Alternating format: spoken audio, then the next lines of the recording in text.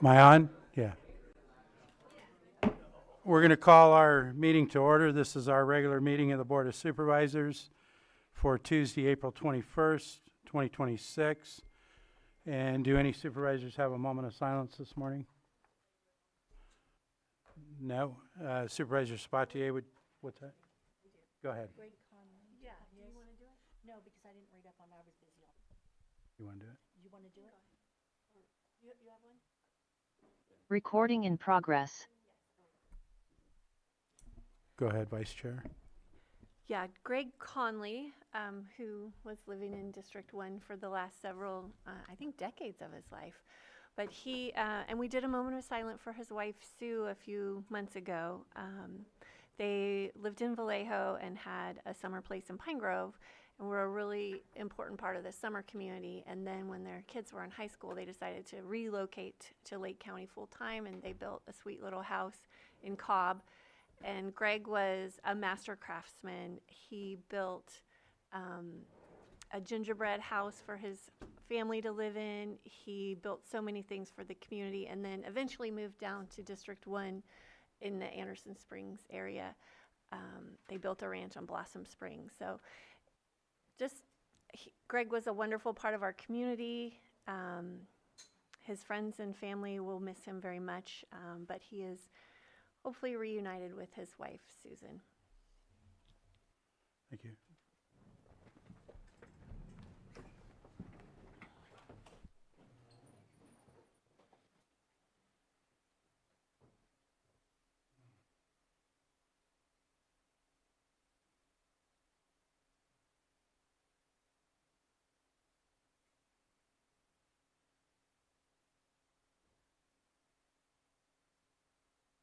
Thank you. Supervisor Spatier, would you lead us in the pledge?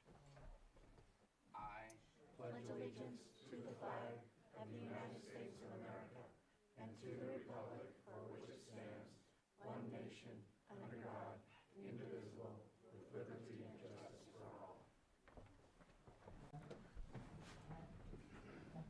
Thank you. Do we have any extra items not posted on the agenda today? Okay, there are none. And we're going to move on to the approval of the consent agenda. I understand that there's a request to pull item 5.10, 5.10. Anything else from supervisors? No? Yeah, at this moment, I'd like to pull 5.3 just for clarification on amounts. 5.3. And anybody in the public that wishes an item, please come forward and state your name.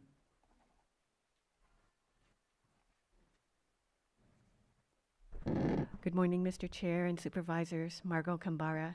I respectfully request that agenda item 5.5 be pulled from the consent agenda. Thank you.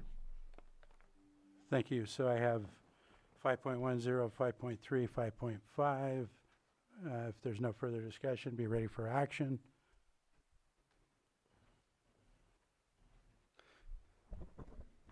I move to approve the consent agenda with the exception of the items just stated by our chair. Second. I have a motion and a second. All in favor? Aye. Aye. Aye. Opposed? That motion carries 5-0.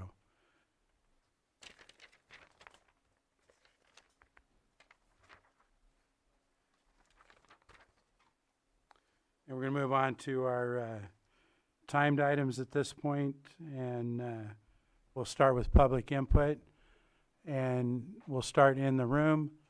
So the first person can come up, state their name for the record, and you'll have 3 minutes to provide input on anything that is not on our agenda today. Do we have anyone in the room?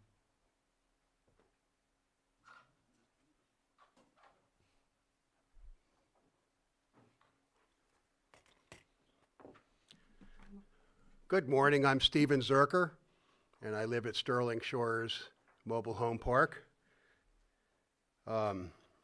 It's been a couple weeks since I was here. My wife's out in the rain. She was going to be here too, but oh well.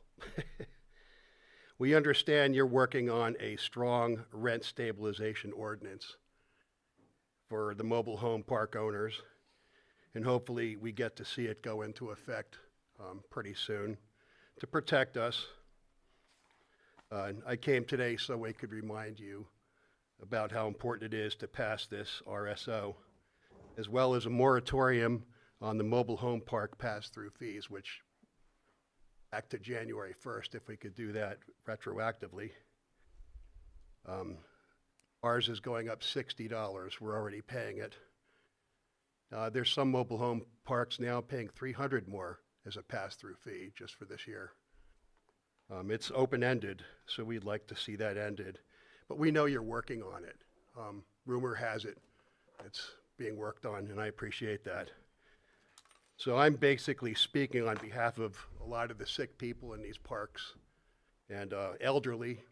Some of them are pretty sick. One of them's in a nursing home right now because she can't make it, so. I'm speaking on behalf of them because they're pretty needy and they can't afford the exorbitant raises and the increases of their rents. So please don't forget us, and God bless you in your decision over the next month or two. Thank you. Thank you. Next person in the room. Do we have anyone else come on? Hello and good morning. My name is Ted McLight. Nice to see you all once again. I haven't been here for a couple weeks, but I don't know if you remember what we had talked about then, and that was the fact that Caritas is a nonprofit organization. Therefore, I was always under the conclusion that we would be able to see their balance sheets, what things are going for. I did ask for all their profit and loss statements, and what they sent me was one for their entire company, all 32, 33 properties, and they told me that they would not be able to give me an explanation of a breakdown just for Sterling Shores. Now, I don't know. I kind of put that to you guys last time. Is it feasible for us to see that? Just so we can see what's actually going on and what is happening.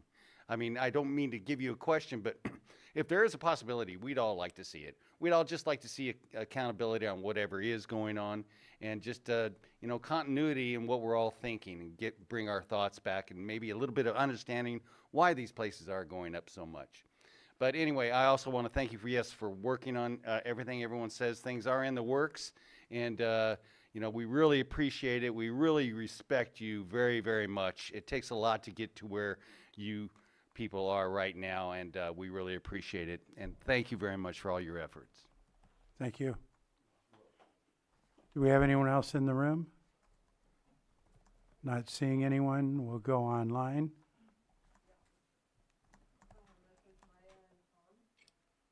Maya and Tom, if you could state your name, and you'll have 3 minutes.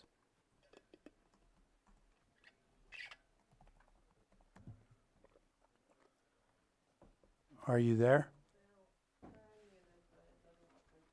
Do we have another one?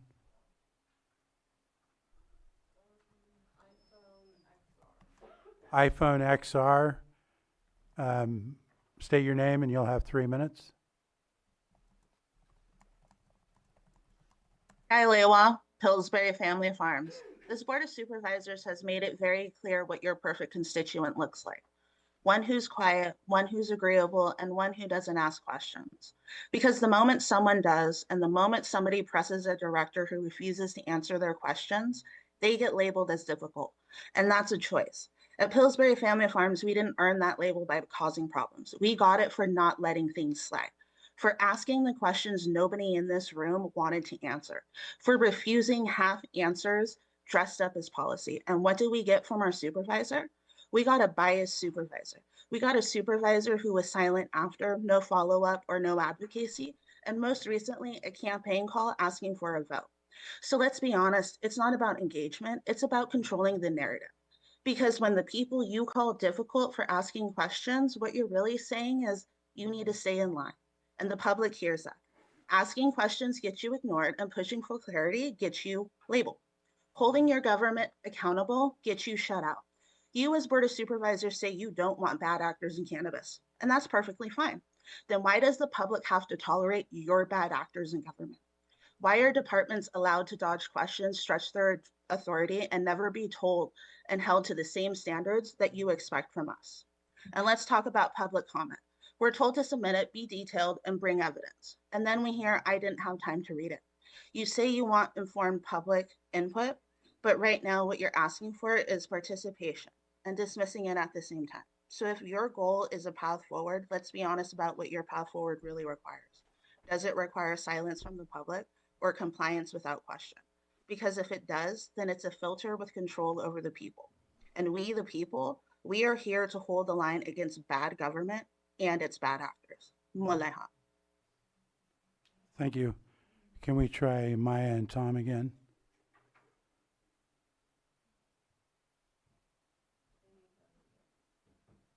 Maya, we have you unmuted. If you could state your name. You need to unmute, Maya. We're showing you muted. Mr. Chair, Yes. I can read a public comment that was provided by Worth Okay. while we're waiting, if you. Yes, go ahead, please. Okay, I have a letter here from the Western Region Town Hall submitted by Lisa Benavides. The Deer Lake County Board of Supervisors, the Western Region Town Hall writes today to urgently request an emergency ordinance to install a stop sign at the intersection of Middle Creek Road and 2nd Street in Upper Lake. This intersection has become increasingly dangerous, as shown by consistent reports from residents over the past 2 years. The risk is especially high for children traveling to and from Upper Lake Unified School District, particularly the elementary school located on 2nd Street. This corridor is heavily used during school drop-off and pickup times, and Middle Creek is a main thoroughway feeding directly into downtown.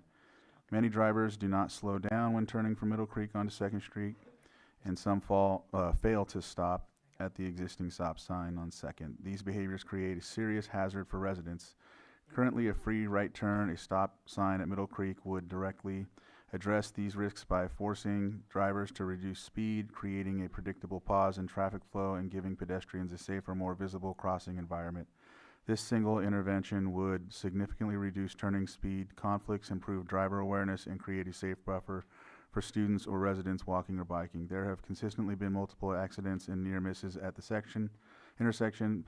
Public Works has indicated that a formal intervention may take years or depends on CHP data. However, many incidents and near misses go unreported. To help fill this gap, we launched a community reporting forum. In just 1 month, 3 reports were submitted, including one involving children on bicycles. If 3 incidents were reported in such a short time, it raises the question of how many more go unreported. This pattern clearly demonstrates the need for immediate safety measures to prevent future harm. As an advisory body for the supervisors, we are united in asking the county to prioritize street and pedestrian safety in Upper Lake.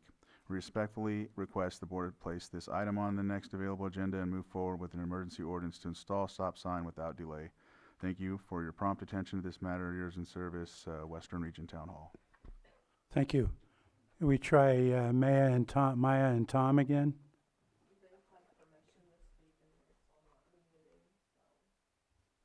Yeah, you're one more chance, Maya and Tom, if you can unmute. Was there anyone else online? No. Okay. All right, we're going to go ahead and close public comment. Maya, you can feel free to send us a message at this point.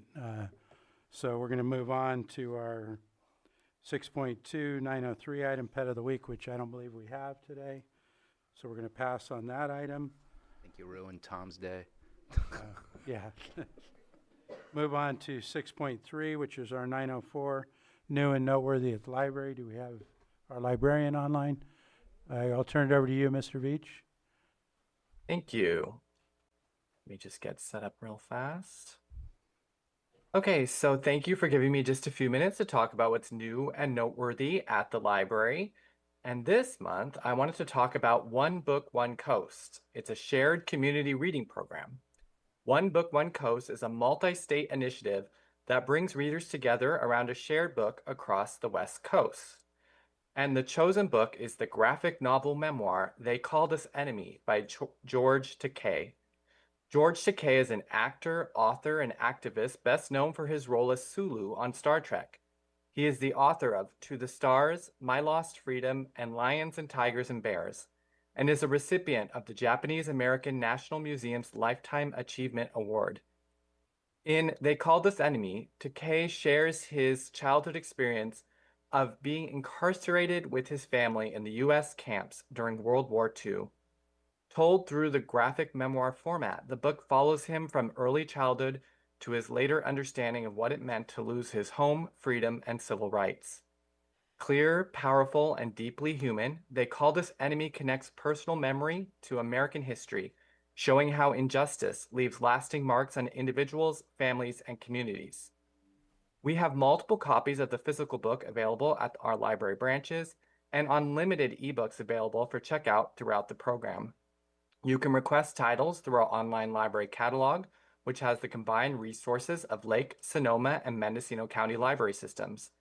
Requesting items is completely free to library patrons, and items are sent to your local branch for you to pick up. There are also multiple events centered around the themes of the book at our library branches. At Redbud Library on May 6th at 5 p.m., they will explore Japanese artists during their Paint and Sip program. Middletown Library will host a book discussion on Saturday, May 9th at 11 a.m. The Lakeport Library Cookbook Club on Thursday, May 14th at noon will feature Japanese-themed recipes. To finish the program, there'll be an online author talk with George Takai on Sunday, May 31st from 2 to 4 p.m., hosted by Long Beach Public Library, available for streaming on YouTube.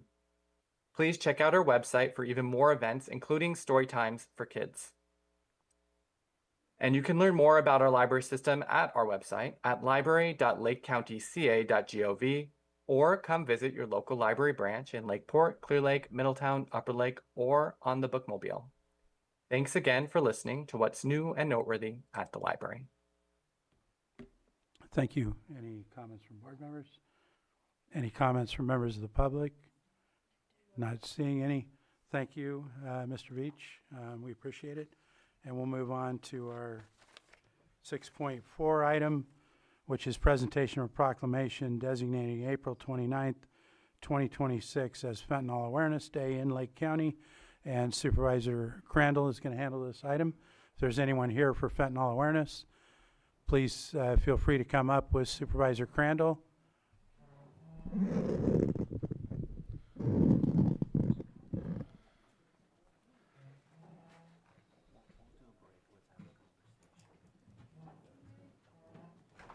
Thank you. I appreciate it. Hey, I couldn't. You are in your spot. I know. Getting comfortable. I need to wear my glasses.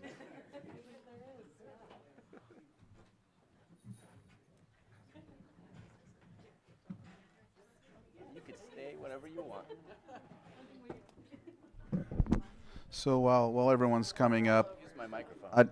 I have to say something. I appreciate this doing this proclamation for fentanyl, but because I was asked, I also have to say something that I think is important. I know fentanyl is the most harsh of any substance out there, but I really truly feel like meth is the gateway to this. In a lot of instances, meth flies under the radar, and as a result, this ends up being laced or something like that. Meth is like, because it's cheaper, it goes under the radar, and we concentrate on all the the other things. But I want to say that this is very important, and I'm not trying to diminish this, but I really wish that the government, the law enforcement, Attorney General would concentrate also as thoroughly on meth as well, because I feel like it plays a giant role in fentanyl as well.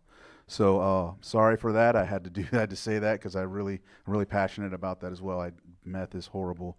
Not as horrible as this, but I just had to say it.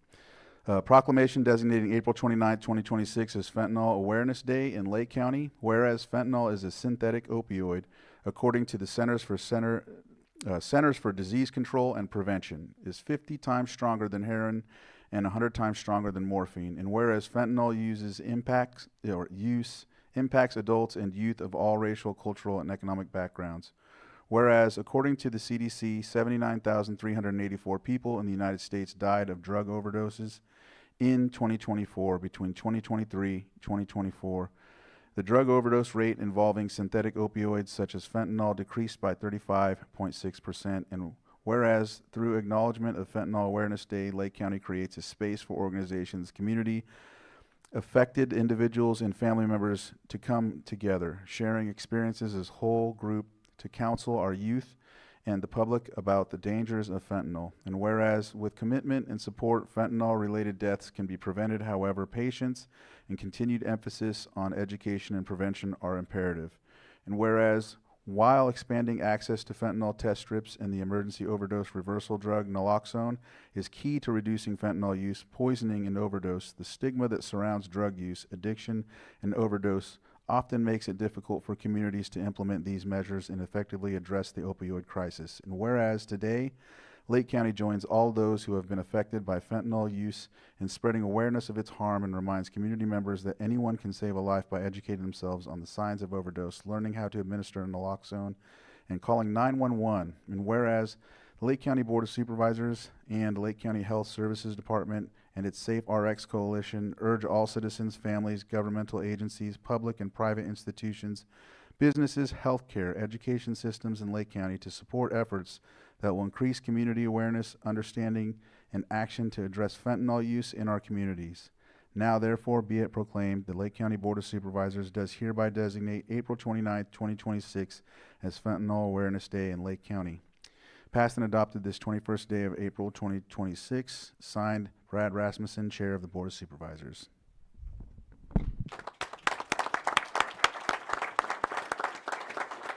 Who would like to take the honors of this?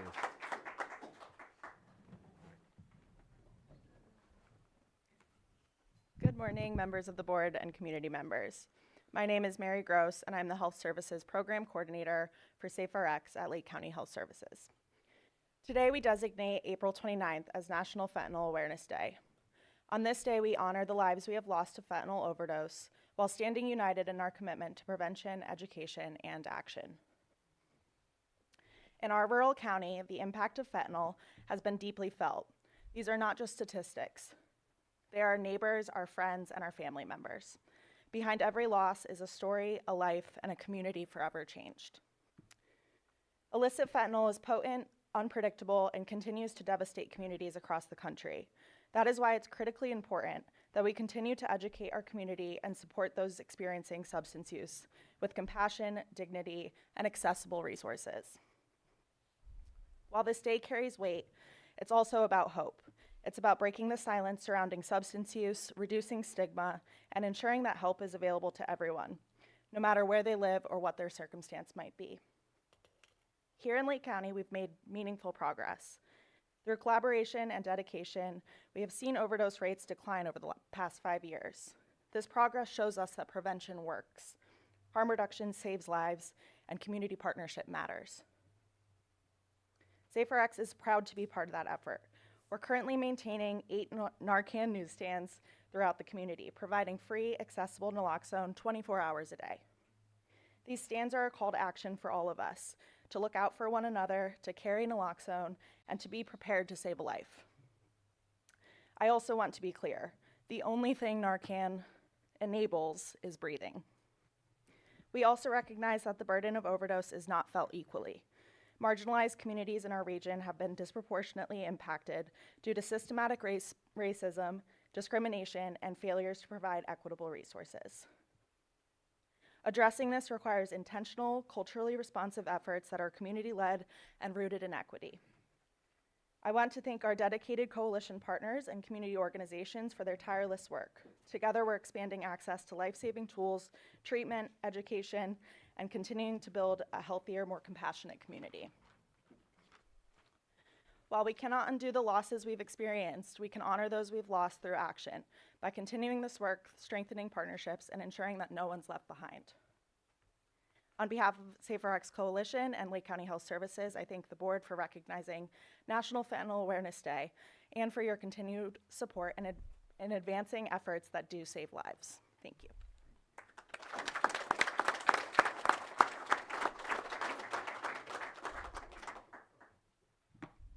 Anybody else? Just one quick other, you mentioned something that I really appreciated. My wife and I were helping this young man from my rancheria the other day, giving him a ride to one of the homeless shelters. And he had mentioned to me, I knew him since he was a little kid, and I knew his father. And he had mentioned to me that he had died 3 times, overdosed from fentanyl 3 times, and came back to life. And you know, we're trying to help him get back on his feet, get him into, you know, to rehabilitation and whatnot. That's why we took him there. But that's just the testament to some of the, you know, children and teens and, you know, adults now on rancherias and in marginalized communities. You know, so I just wanted to mention that because you said that, and I think it's just very imperative to know how close to home it hits, and I'm sure everyone here has someone close to them that is dealing with the same thing. Yeah, and I'd just like to thank all of our partner agencies and organizations that are working on fentanyl awareness and prevention.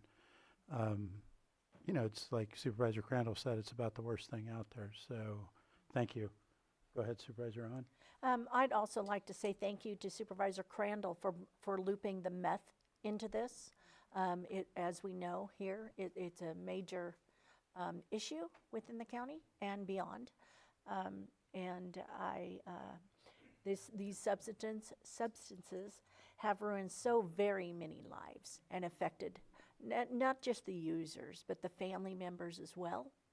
And thank you to all of you. Thank you. Anyone else? Go ahead. Yeah, it's always kind of a sobering proclamation. Mary, thank you for all the work that you've done, the team that you have with you, all the partners.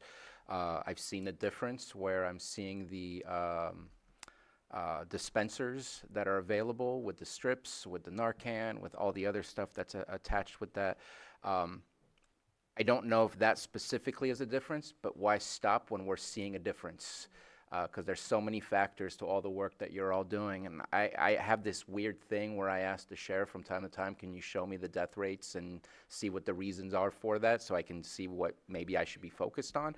And I'm seeing a drop. And I'm hoping that it's not just a bump in the road, that we're seeing something good. I hope it's a trend that we keep going with, because these are needless losses that we could prevent. And I think that I would like to believe that the work that you're all doing is working. So thank you. Thank you. Anyone in the public wish to comment on this item? No hands, then let's get a picture.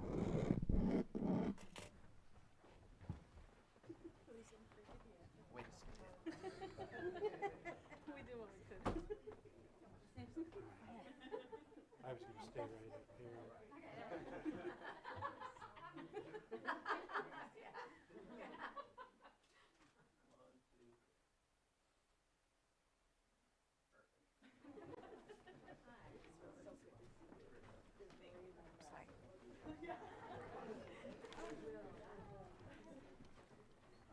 Sure you're not coming back for the next one, Kim? Hey, Kim.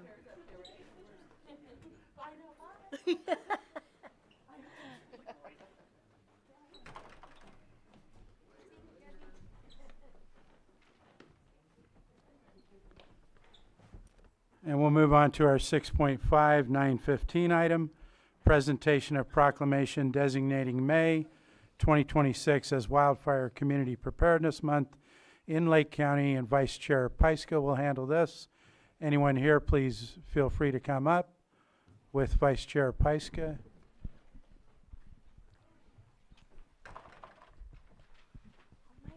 People, yeah, come on here. Oh, I didn't see you, John. Hi.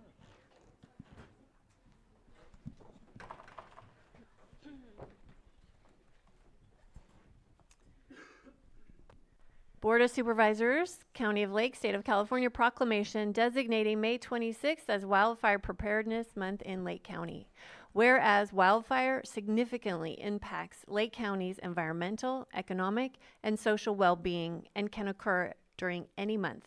And whereas residents of Lake County's fire-prone communities must accept responsibility for living in high fire hazard areas. And whereas residents, property owners, utility providers, evacuation corridor owners, And essential service providers must prepare to survive wildfire by ensuring proper management of vegetation and debris surrounding their locations and must stay continuously vigilant throughout the year. And whereas residents, citizens, and guests should take protective action immediately during a wildfire or any other emergency to keep themselves safe. And whereas Zone 0 is the ember-resistant zone, a combustible exclusion area extending from buildings to 5 feet out, including the removal of vegetation, wood chips, and any fire-wicking materials connected to structure, maintenance of this area has been proven by science to be the most important of all defensible space zones and is designated or is designed to keep fire or embers from igniting materials that can spread fire to your home. And whereas using hardscape materials for landscaping, removing all dead or dying vegetation, removing all branches within 10 feet of any chimney or stovepipe outlet, clearing gutters of leaves and tree litter, limiting combustible items on top of decks, relocating firewood and lumber to Zone 2, and replacing combustible materials attached to the home with non-combustible alternatives are some examples of clearing for Zone 0. And whereas residents and property owners are required to create 100 feet of defensible space, reduce fuels, and have their address clearly posted to have a wildfire ready, set, go plan prepared for extended periods without electricity. And whereas residents and property owners are required to follow Article 8 to Chapter 13 of the Lake County Code regarding hazardous vegetation and/or combustible materials, which requires that defensible space protections are accomplished on those portions of unimproved parcels adjacent to improved parcels and along roadways. And whereas utility providers, phone, cable, fiber, electrical, etc., are requested to create defensible space and remove all fuels within 100 feet of infrastructure stations, transmission line systems, earth to sky, and have their addresses clearly posted. And whereas evacuation and roadway corridor owners, federal, tribal, state, county, city, and private, are requested to create defensible space, limb up ladder fuels 10 feet, reduce and/or remove all fuels within 100 feet of roadways. And whereas essential service providers, hospitals, medical clinics, fire stations, police stations, government facilities, senior centers, care and shelter locations are requested to create defensible space and reduce and/or remove all fuels within 100 feet of their infrastructure and have their address clearly posted and prepare for extended periods without electricity. Now therefore be it proclaimed that the Lake County Board of Supervisors, in partnership with the Lake County Fire Chiefs Association and Lake County Community Risk Reduction Authority, designate the month of May 2026 as Wildfire Community Preparedness Month in Lake County. What you do makes a difference. Wildfire knows no season. Passed and adopted this 21st day of April and signed by the Chair of the Board of Supervisors.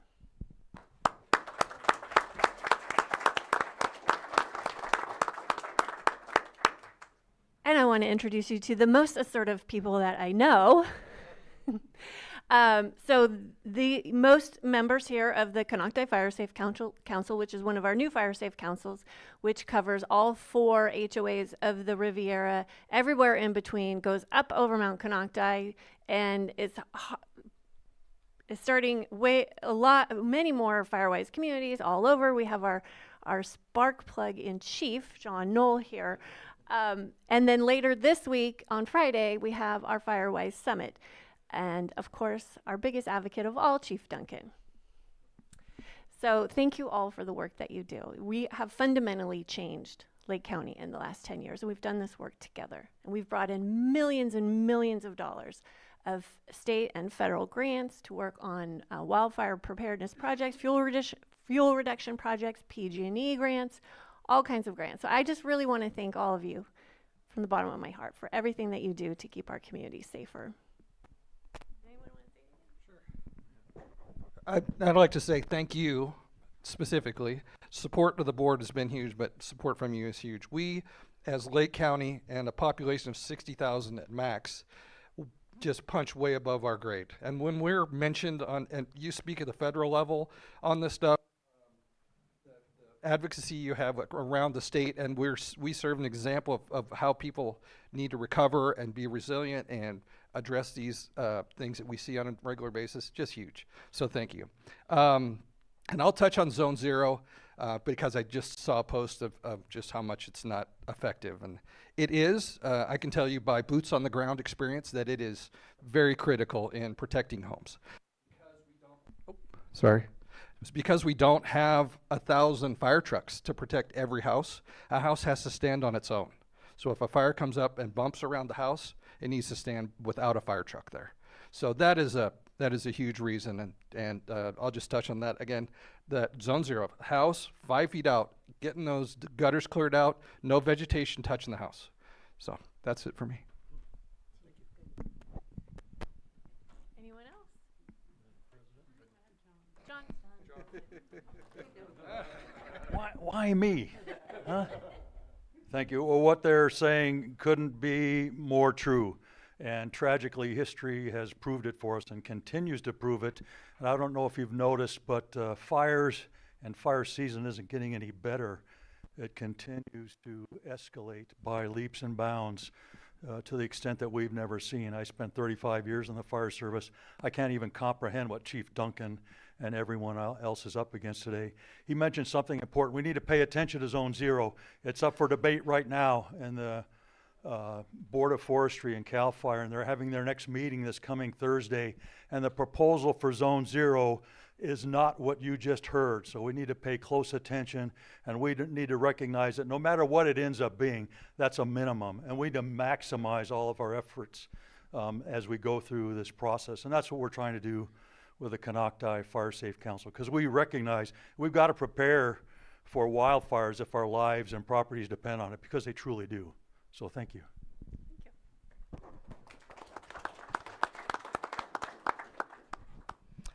Thank you for the proclamation. Terry Logston, Chief Climate Resiliency Officer and Tribal Liaison.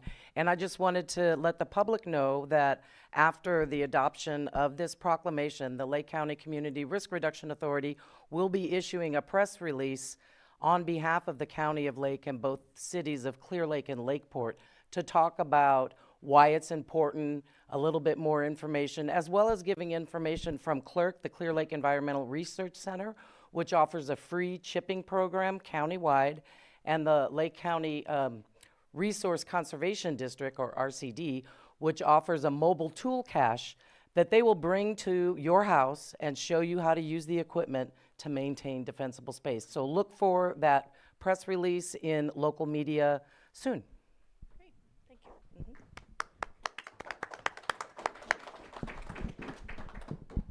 Anything from board? Go ahead, Supervisor. Yeah, I want to thank Supervisor Pyska for bringing this, obviously the hard work that you do all the time, but I also want to thank Canocti Fire Safe Council, because you guys have been helpful in helping us follow your tracks.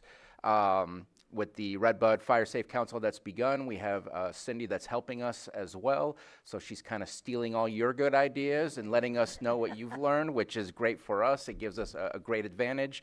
But we look to you guys to see what you've already done and what's worked, and really appreciate the fact that you've kind of led the pace for us.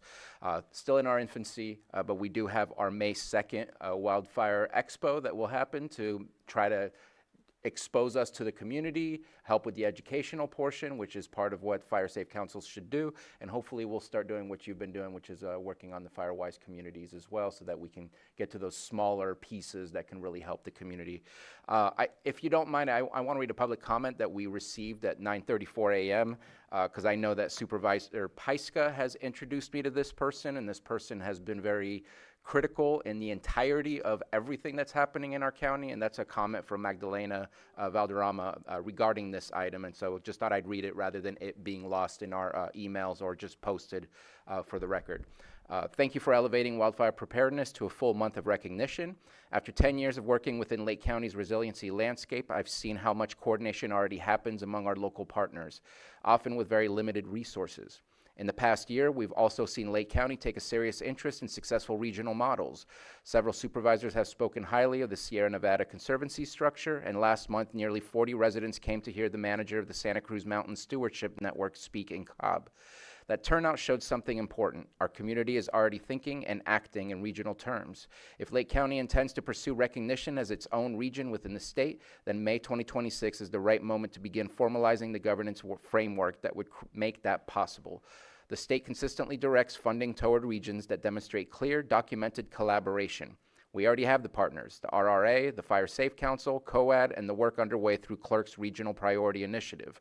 What we lack is a formal structure that shows Sacramento we are ready to operate as a unified regional body. I urge the board to use Wildfire Preparedness Month as the launch point for developing a master stewardship MOU among these partners. This would serve as a regional governance pilot for Lake County, turning our informal coordination into a durable, recognized framework. It would also demonstrate that Lake County is prepared for the state's capacity building programs and the regional funding streams that other counties have been able to access for years. If we want the state to treat Lake County as a region, we must show that we are already building the governance of one. Magdalena Valderrama, Operations Director of Siegler Springs Community Redevelopment Association. So just want to at least provide that comment. Thank you. Any members of the public wish to comment on this item?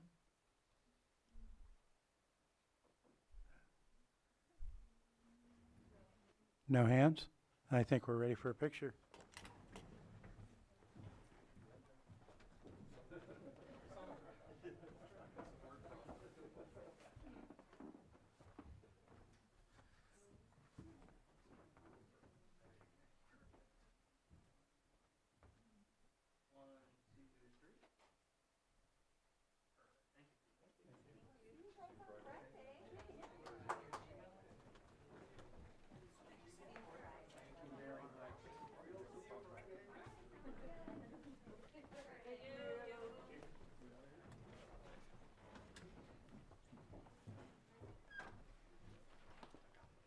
And we're going to move on to our 6.6 9:30 item, which is a presentation of public risk innovation solutions and management, PRISM, on casualty market cost drivers and primary coverage changes related to risk management, and B, consideration of direction to staff to provide notice to PRISM regarding the County of Lakes primary liability coverage. And turn this over to County Council. Thank you, Mr. Chair, and I just want to Come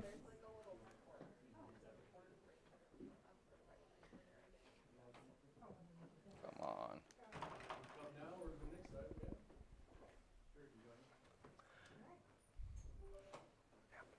And I just want to confirm with the clerk of the board if she received the slides that I just sent over a few minutes ago via email. It's the PowerPoint. There's the same ones. Yep. So thank you, Mr. Chair. So coming out of the June 24, 2025 budget hearing, in which some of your board members, members of your board had questions regarding the county's participation in PRISM, and also as a supplement to the January, the County Council's presentation at the January 27, 2026 governance workshop, we have Chief Executive Officer Gina Dean from PRISM. And next to her is the Executive Director of Golden State Risk Management Authority, Scott Shimke. And CEO Dean will present an overview of the County of Lakes participation in PRISM, which is a member-directed risk-sharing pool serving the several California public agencies. Executive Director Scott Shimke is also here to address any of your board's questions regarding the anticipated changes in the county's third-party liability coverage under this risk-sharing pool. So I'll hand it over to them for the presentation. Thank you. Go ahead. Good morning. As Lloyd said, I'm Gina Dean. I am PRISM CEO, and thank you for taking time to talk about your insurance coverages with us this morning. We really do appreciate it. PRISM is a risk-sharing pool made up of counties and other public entities here in the state of California. We're a governmental entity just like you. We are not a private profit-seeking business.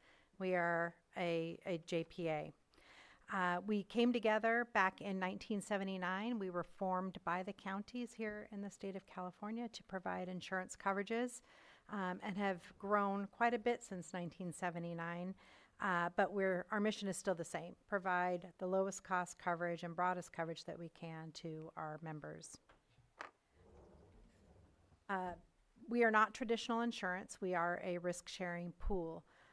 You contribute funds to fund your insurance claims, the administration, the claims adjusting process, and then a lot of services as well to help reduce and prevent losses in the future. You participate in many of our insurance programs. In fact, I think we probably do all of your insurance coverages at this point. You were one of our founding members back in 1979. We started with workers' compensation coverage and then added liability, property, and health most recently back in 2011. That's health insurance for your employees. The cost drivers are generally based on your exposure, and we measure that in different ways depending on the insurance program. That can be payroll, it can be your property values, but it's the exposure that you present to the coverage. We have to pay insurance premiums as well. We don't self-fund everything. We do buy excess insurance and reinsurance. So we do have funds that we collect from you to fund the catastrophic coverages that you purchase. For our pool layers, we collect premium from you upfront at the beginning of the year, and we know we won't be paying all the claims on day one, and so we can invest that money and give you an upfront premium discount based on our anticipated investment returns. Your county performs very well. This is a comparison of your county compared to the other counties in our liability program, and your loss rate and average cost per claim are really good. But that doesn't mean you don't have exposure to losses. We are in a risky business, right? We have officers on the street, we have roads that people drive on, so we do have exposure regardless of our past loss experience. We do have potential for future, and that's why we collect insurance premiums and try and fund that risk. We also live in a very litigious society, and so what happens in the legal environment impacts our claims going forward. Social inflation is a term you may have heard. That's essentially the cost of verdicts and settlements that have taken place over the last number of years. It used to be, settlements were, a large settlement was $1 or $2 million. That's a lot of money. Now settlements are 10, 20 or more millions of dollars. And, not just in California, but across our country. And there's many reasons for that. There was a big backlog of cases coming out of COVID.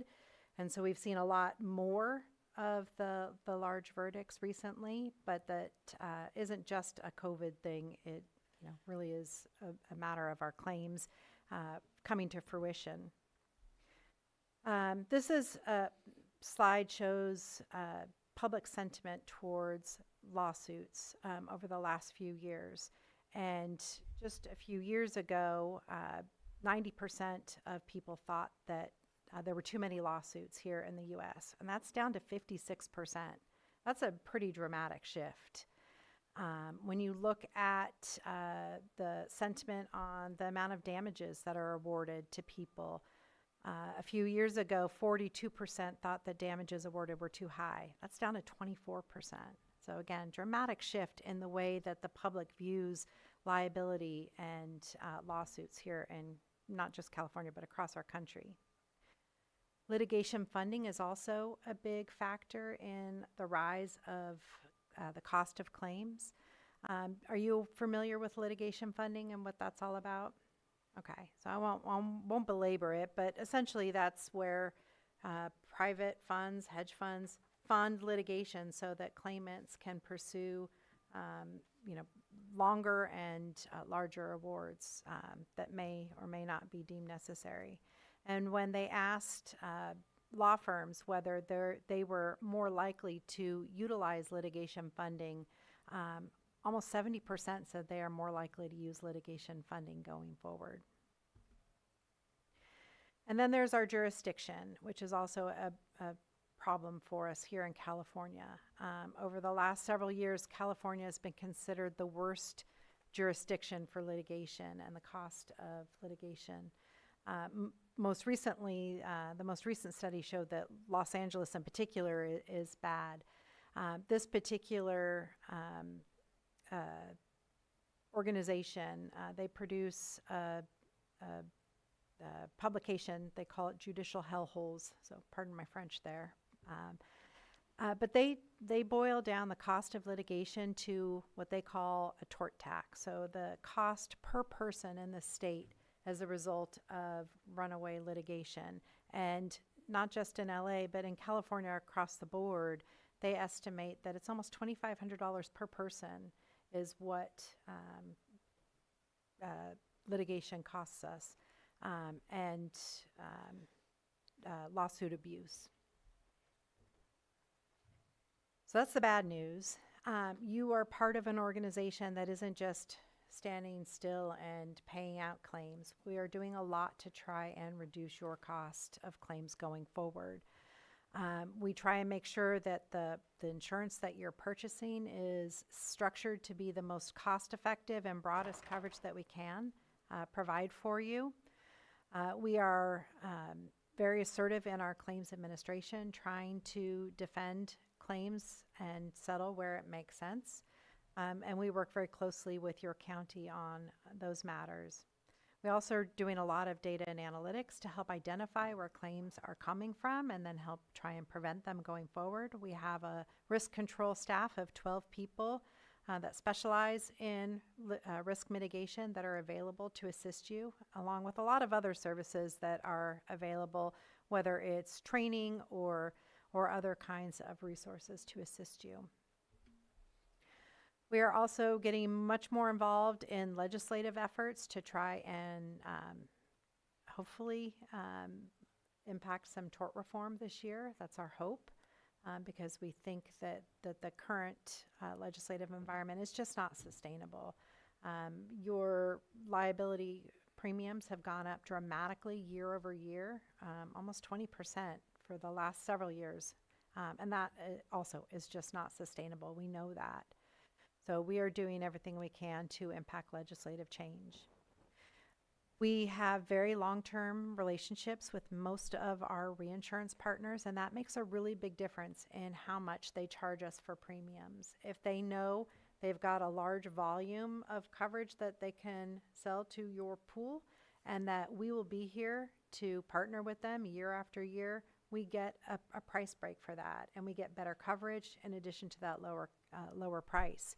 So those long-term relationships do make a difference. When I talk to reinsurers and they tell me that, you know, we are some of their longest standing clients and they appreciate that relationship, that translates to dollars for you all and dollar savings. So that's important.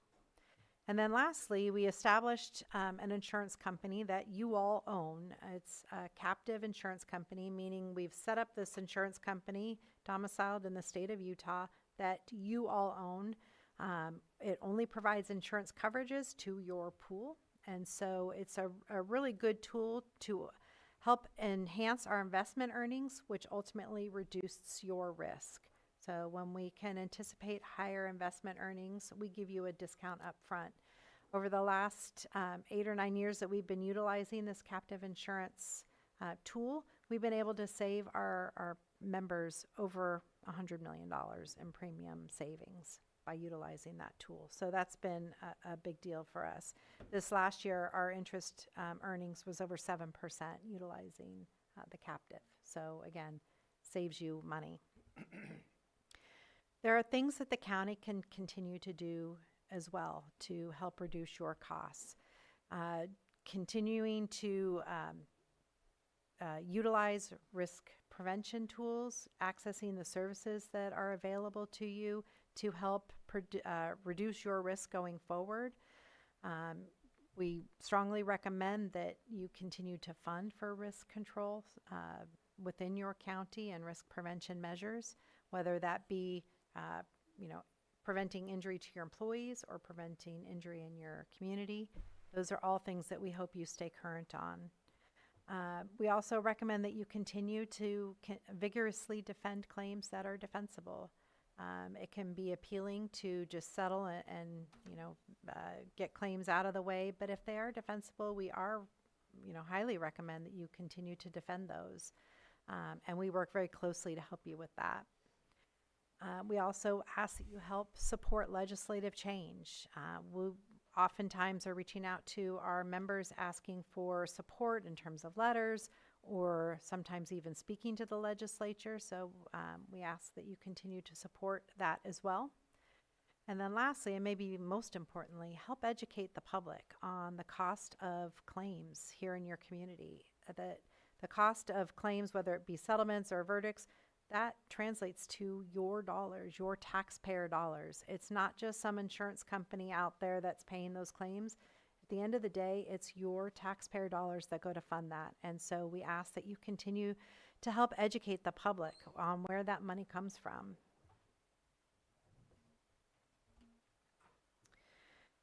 That is a very high-level overview of the liability insurance that you're buying, what we are doing, what you can continue to do. But I'm happy to answer questions that you might have before we move on to the next section.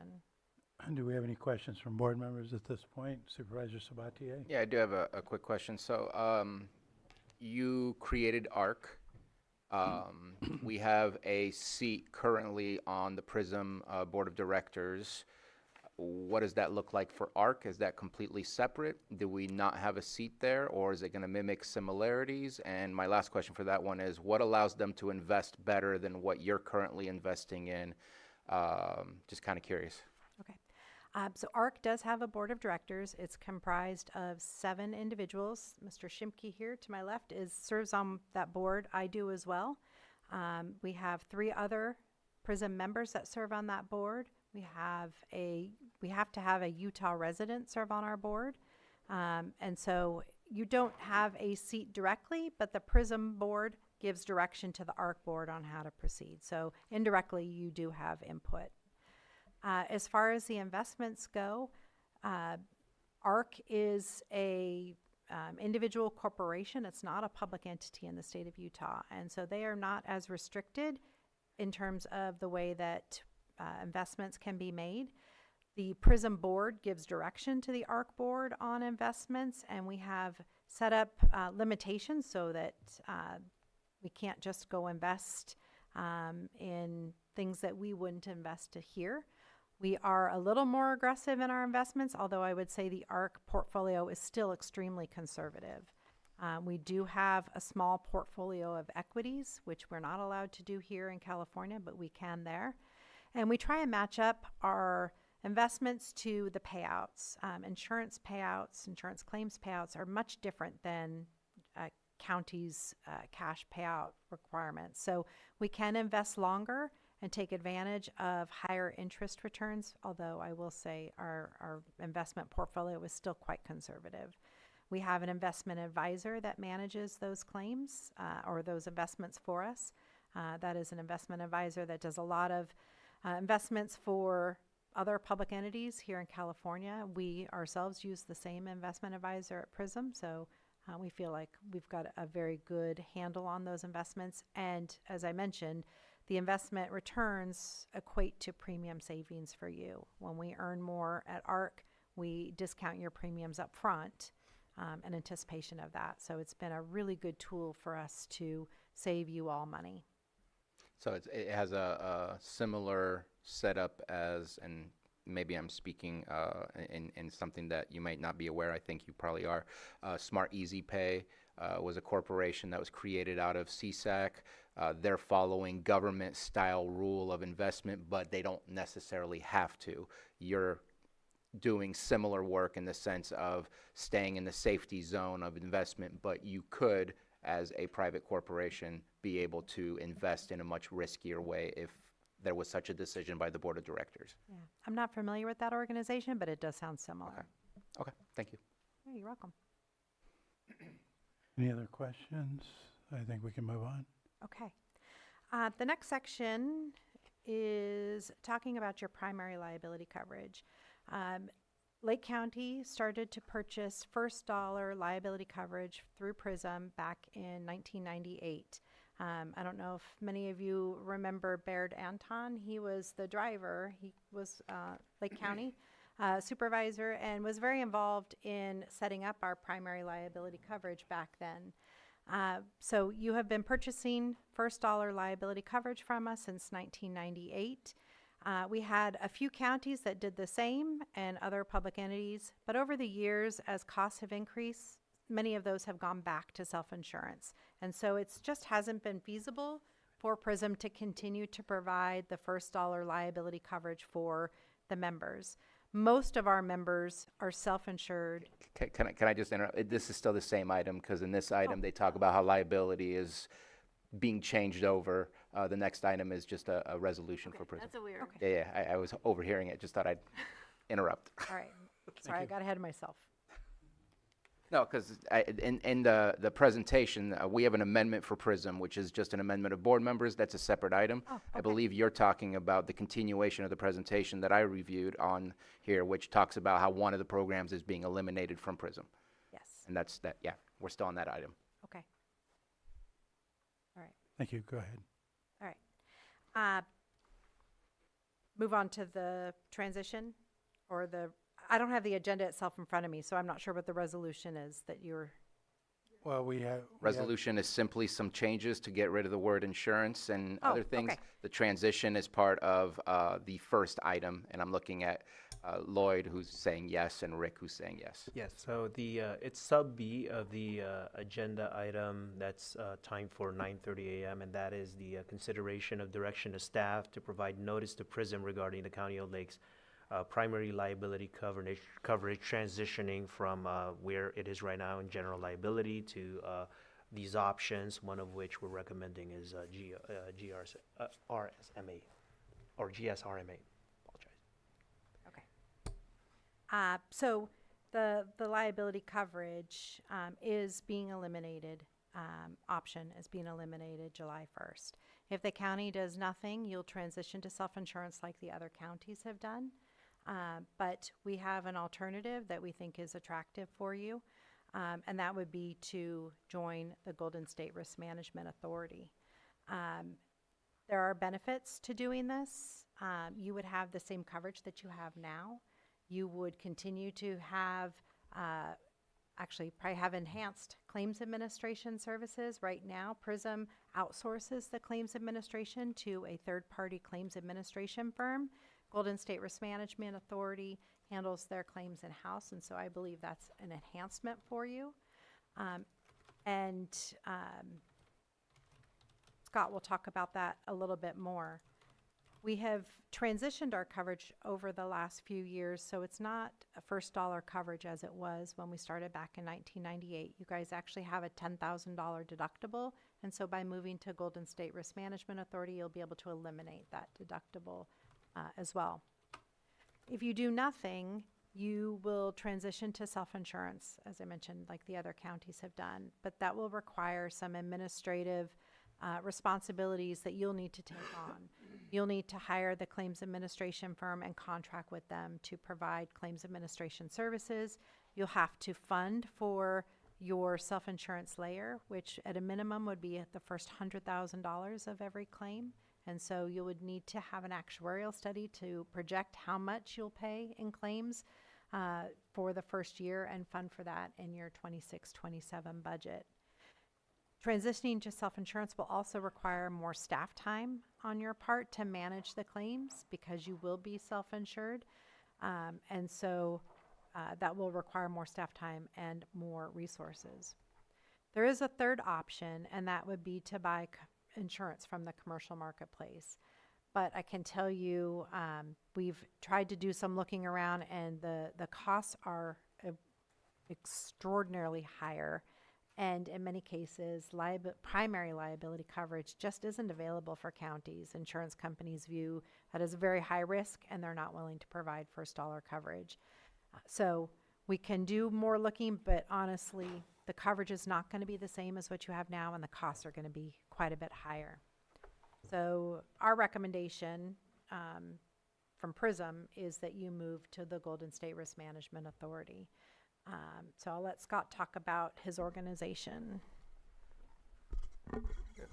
Good morning, and as said earlier, my name is Scott Shimke. I'm the Executive Director for Golden State Risk Management Authority. It's a position I've held since 1988. I've been involved in this industry a long time. I've also been very active in PRISM, and currently I serve on the PRISM board as a public entity representative. I also serve on the executive committee, and I'm the chair of the underwriting committee. And then lastly, I am a part of PRISM ARC, the captive that Gina had spoke about earlier. So I am very involved with PRISM and understand the operation and been a part of it for a long, long time. So I just wanted to speak briefly about who Golden State is to kind of give you an idea of who we are. We too are a member-directed risk-sharing pool, just like PRISM is. We were established in 1979 as well. That's the first year the pools really went into existence in the state of California. We started out in Glenn County as the Glenn County Joint Powers Authority, and it was just for public agencies within Glenn County. And then in 2000, we changed our name and opened up our ability to provide coverage to members outside of the County of Glenn. In fact, we can provide coverage to any public entity in the state of California today. Our primary goal is to help California public entities thrive. We are here to provide the best coverage we can at the lowest cost possible. And whatever funds are available, we've been able to provide back to the members in the form of dividends. We're sound, we're stable, very well funded organization. We currently have 351 public agencies who are a member of Golden State, including the County of Glenn as one. And then at this time, Siskiyou County is also going through a very similar process as you are, because they are having to transition out of the deductible buy-down program that PRISM offers. So we're currently talking with them and certainly hope that they join our program as well on July 1st. Our general liability program, which is what we are talking about only, is in that program. Internally, or currently, Golden State's primary liability program is funded above the 90% confidence level, which is an extremely high level in regards to funding. We have been continuously accredited by CJAPA. It's a statewide organization, California Association of Joint Powers Authorities. We've been continually accredited with excellence since 1992. We're very proud of that. It's a very extensive process that JPAs can go through to make sure that you're providing the best coverage and the best services that are available out there. And we have a history of very stable rates, and we've been able to declare dividends in excess of multiple millions of dollars over the years since 1979. And I've been happy to say we've never provided or had to do any assessments, which is very important. We're very proud of that fact because that is a part of pooling that you have to be aware of. I think you went one too far. No, maybe not. Yeah, there we go. So we are a member-directed risk-sharing pool, as I said earlier. You provide personal service from our staff. Our claims are managed in-house. We actually adjust in-house. We're not a TPA. We provide the services to our members. And we think that's very important because we really consider the money in the JPA as our money, and we're very proactive in providing the best defense that we can possibly provide and resolving matters when it makes sense to get out so we don't have to spend excess funds. So which is way different than a TPA, third-party administrator.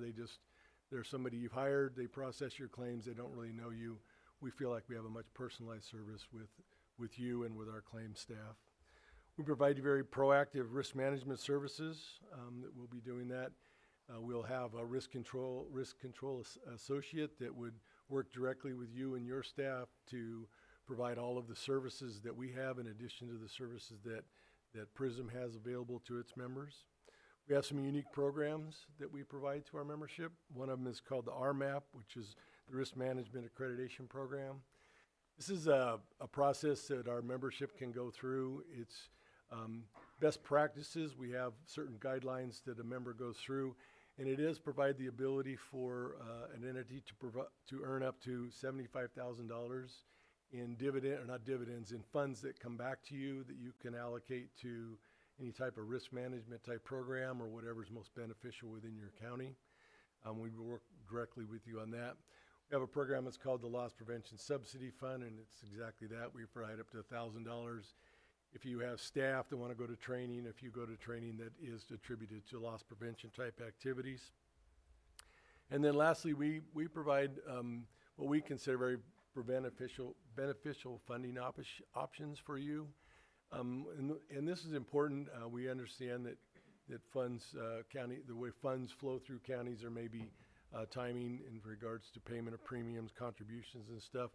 What we do is if you pay your contribution in full by the end of July, by July 31st, we provide a 2% credit against your total balance. And then if you don't want to do that and you want to fund it either monthly or quarterly, we do that without any finance options. So you can pay monthly or pay quarterly, and there is no finance options to spread out your payment over the years. So we found that our members have found that very beneficial, because some members, the way their cash flows and stuff is very important. And then again, all of the services that you currently have available through PRISM would be available through Golden State, but you'd also have many more directly from us and from our staff, that we would come out and work with you and your staff to provide additional risk control services to you. So that's a little bit about Golden State, who we are. In terms of the costs for 26, 27, again, as Gina said, we look at your exposure, your loss history, your payroll, things of that nature, to come up with a rate, work with our actuary. For 26, 27, the rate that we have is $5,511,228 to be exact. But that includes all of your claims administration, risk control services, everything that we had just talked about. In comparison, the estimated cost, should PRISM continue to do your excess coverage and you go self-insured on the first $100,000, would be more. So we estimated $5,575,000 to $5,625,000 as an estimate, because you would have to fund for your self-insured retention. That doesn't even include the cost of the claims administration contract and other staff resources that you would need. So we do feel like this is the most feasible option for you, is to join the Golden State Risk Management Authority. From a technical standpoint, you would be withdrawing from PRISM's liability program and joining through Golden State Risk Management Authority. So your staff is looking for direction to give us notice of withdrawal from our liability program in order to pursue joining Golden State Risk Management Authority. Our fiscal year starts July 1, so we're hoping that you'll make a final decision before the end of June. The earlier the better, because Scott does need to staff up to make sure that he's got resources in place on day one to support you. So the sooner that the county makes a decision, the better for all of us. That's all we've got on that. Okay. Any further questions from supervisors at this point? Go ahead. Yeah, I guess I have a question for Mr. Guintavano. It's great to see what it could cost, but what is it currently costing us in comparison, just to see where we are starting from? Granted, we're getting kicked out, so we have to make a decision, but it'd be nice to know where we're starting from as well.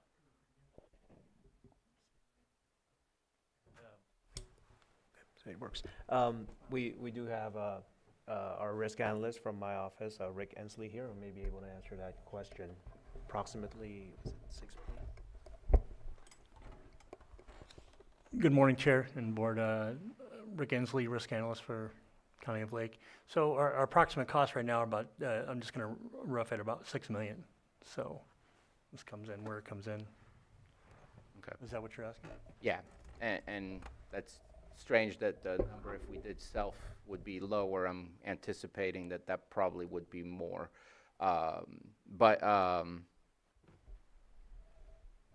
want to go back to something you mentioned, that right now we have a $10,000, sorry if I use the wrong terminology, copay. You said that would be eliminated. Can you be more specific? I just want to make sure it's not eliminated and turns into 50,000. It's not. Is it eliminated and it's just zero? Like, what? Can you speak to that? Yeah, through Golden State, we provide first dollar coverage, so you don't even have your $10,000 deductible anymore. It's just we do provide first dollar coverage. So what's happening is the $10,000 copay deductible that you have currently, that program's going away. So if you went straight to PRISM, you'd have to go up to 100,000 per occurrence. We provide you with first dollar coverage. Okay. And then GSRMA, if I have that correctly, It is a mouthful.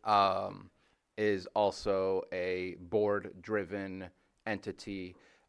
If we approve going into GSRMA, we become a part of that board and appoint somebody to represent us, or Yeah. it doesn't work that way? It's structured a little different. In Golden State, we have a 7-member board. 2 of the 7 seats are dedicated to counties. Currently, we only have the 1 county. If you were to join, then we would have the 2 counties, and then you would have a board of supervisor would have a seat on the GSRMA board, if you sort of would have so desire to have a seat there. If in fact Siskiyou County joins as well, then we have 3, and we have a provision in there that we would just draw by lot the two county members that would have a seat on the board. We're a public agency just like you are. It is open to the public. We do Zoom. Our meetings are all on Zoom as well. You can certainly participate. Your staff could be a part of input in regards to the operation of the organization. But that's how the Golden State is structured. It has a 7-member board. Okay. And then you mentioned that you only have the County of Glenn currently, and you have a whole bunch of other, is it special districts or is it cities? Yeah, we have, well, we have cities, school districts, fire districts, cemetery districts, special districts throughout the state of California. Okay. Are you seeking other counties in the sense that PRISM, this is not just a Lake County issue, this is a statewide issue? Yes, we have made presentations to other counties in the past, and for various reasons, they were already at a self-insured retention level, and they wanted to stay at that level or stay in that program. You'd made a comment just a second ago about the premiums. The difference being the reason the costs are a little less than what you're currently paying is you'd also be going up to $100,000 deductible or self-insured retention, so you're taking on all that risk. So there's that additional cost. That's why that it may seem like it's a little lower on the front end, but you are taking on a lot more risk on your side that you don't currently have. Okay. I think that's all the questions I have. I have more questions, but I'm gonna stop there. But thank you very much for your responses. And I did, at your leisure, I know insurance is always fun reading, right?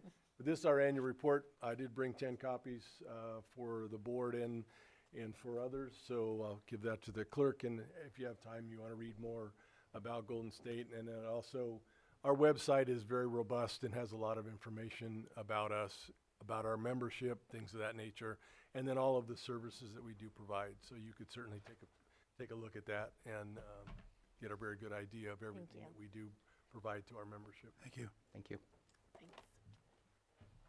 Thanks. Any other questions from board members? Open it up to the public. Do we have any members of the public that wish to comment on this item? Not seeing any in the room, and I'll have to wait for the clerk to get back to if we have any online.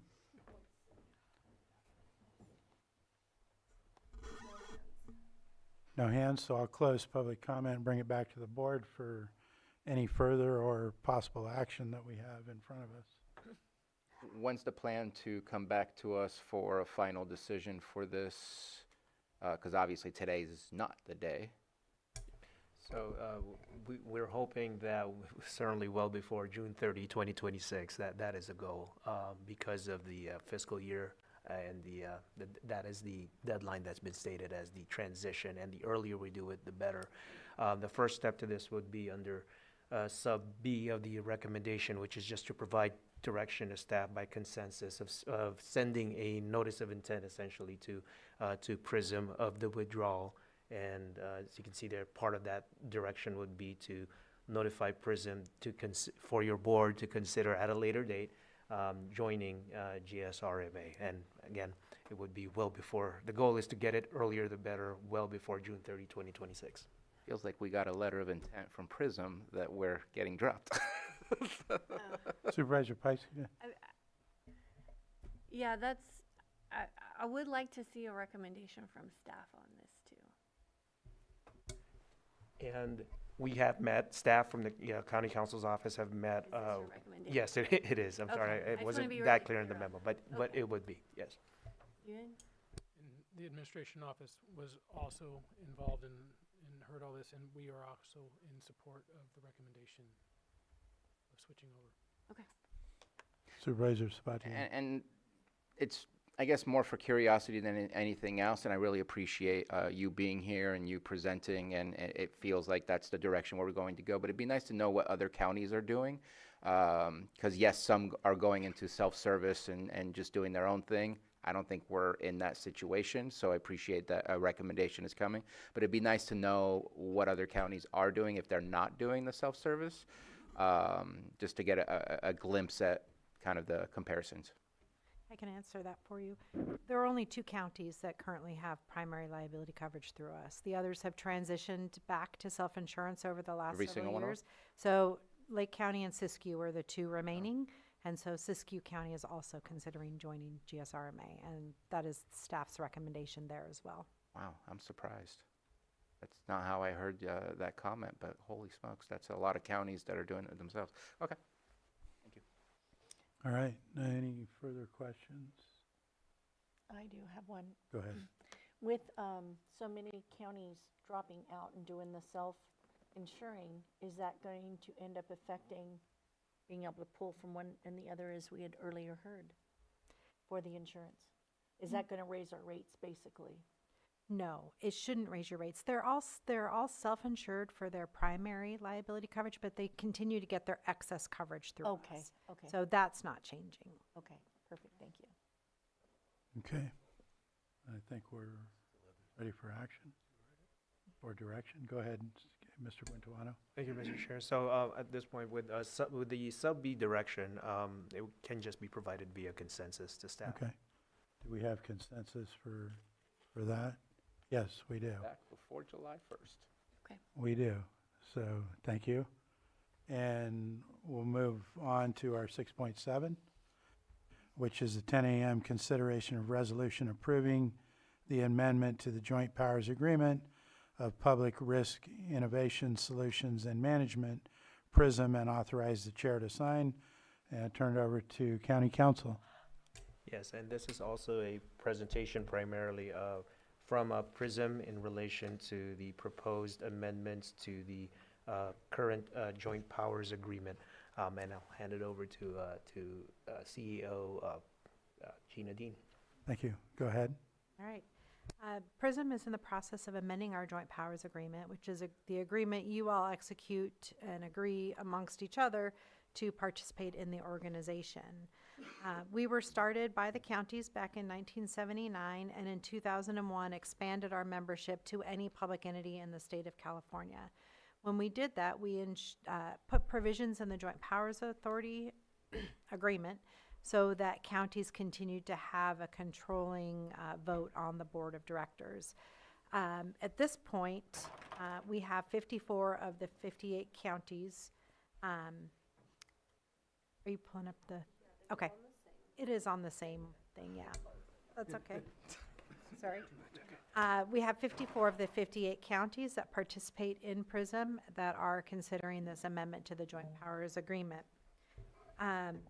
Right now, the counties, sorry, look at my statistics here.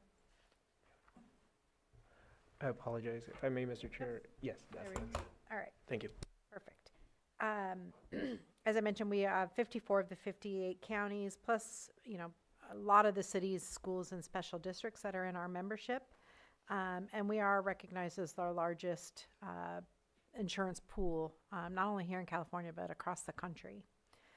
After 25 years of having other public entities participate in our organization, the board and the membership has concluded that having more representation on the board is beneficial.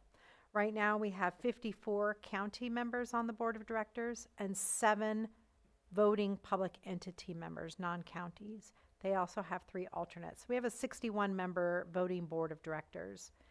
With the proposed amendments, we would add 10 non-county seats to the board of directors. So it would be 54 counties, 17 non-counties, for a total of 71. the counties would still have a total of 76% of the total votes on the board of directors. So you would still have a controlling, the counties would still control the board. Another amendment to the Joint Powers Agreement is to expand the composition of our executive committee. Right now we have 9 representatives from the counties and 2 non-county representatives for a total of 11. The proposal is to add 2 voting and 2 alternate seats to the executive committee. And we would no longer guarantee seats for county representatives. We do have some designated seats. Right now, those are designated for county representatives. We would expand that to any representative. So for example, we have a seat designated for a county CAO. We would expand that to just be a executive officer from one of our members. So we would still have that executive level presence, not just for a county though. The executive committee is appointed by the board, and again, the counties would still control 76% of the board votes. There are some other non-substantive amendments to clean up our document. Removing insurance throughout the document, because in California we are not technically considered insurance. So removing those references. The way that we designate our coverage programs is also being amended to clean that up. And then just clean up of some other terms based on how we operate today. So the recommendation is to authorize the chair and or the county's primary and or alternate PRISM board member to execute the amendments to the PRISM Joint Powers Agreement, and I'm happy to answer any questions you may have. Questions from board members at this point? Go ahead, Supervisor. So, I mean, looks good to me. I'm surprised that they didn't ask for these seats earlier, so I think it's a good thing to give people a voice. There was one thing that came up that you don't know until you know type of situation. Was not aware that the Board of Supervisors appoints somebody to PRISM, and because our last update was in 2006, I haven't reviewed any of those things, so I completely was unaware of that. Wondering if that can be on the BOS appointment list. I think it makes sense to have somebody from risk management to be there, but we do appoint Lars Ewing to one of the RCRC committees, and I think it would just be a way to alert future Board of Supervisors that we are appointing somebody to PRISM, because until I reviewed this, I had no idea that we had an appointment, and it seems to just be a long-standing policy made many years ago that it is a continuous appointment that was made by previous administrations. So if it could be more visible for us in the future, I think it would give the knowledge that I didn't have until I read through this. So that's it. All right, any other questions? Open it up to the public. Do we have anyone in the room? Not seeing any? No hands. I'll bring it back to the board for action. I offer the resolution. I think it's a resolution. Yeah. Yes. Resolution's been offered. Supervisor Owen. Aye. Supervisor Sabatier. Aye. Supervisor Crandall. Yes. Supervisor Pyska. Yes. And Supervisor Rasmussen. Aye. That passes 5-0. Thank you. Thank you. And we're going to take our morning break at this point. Thank you.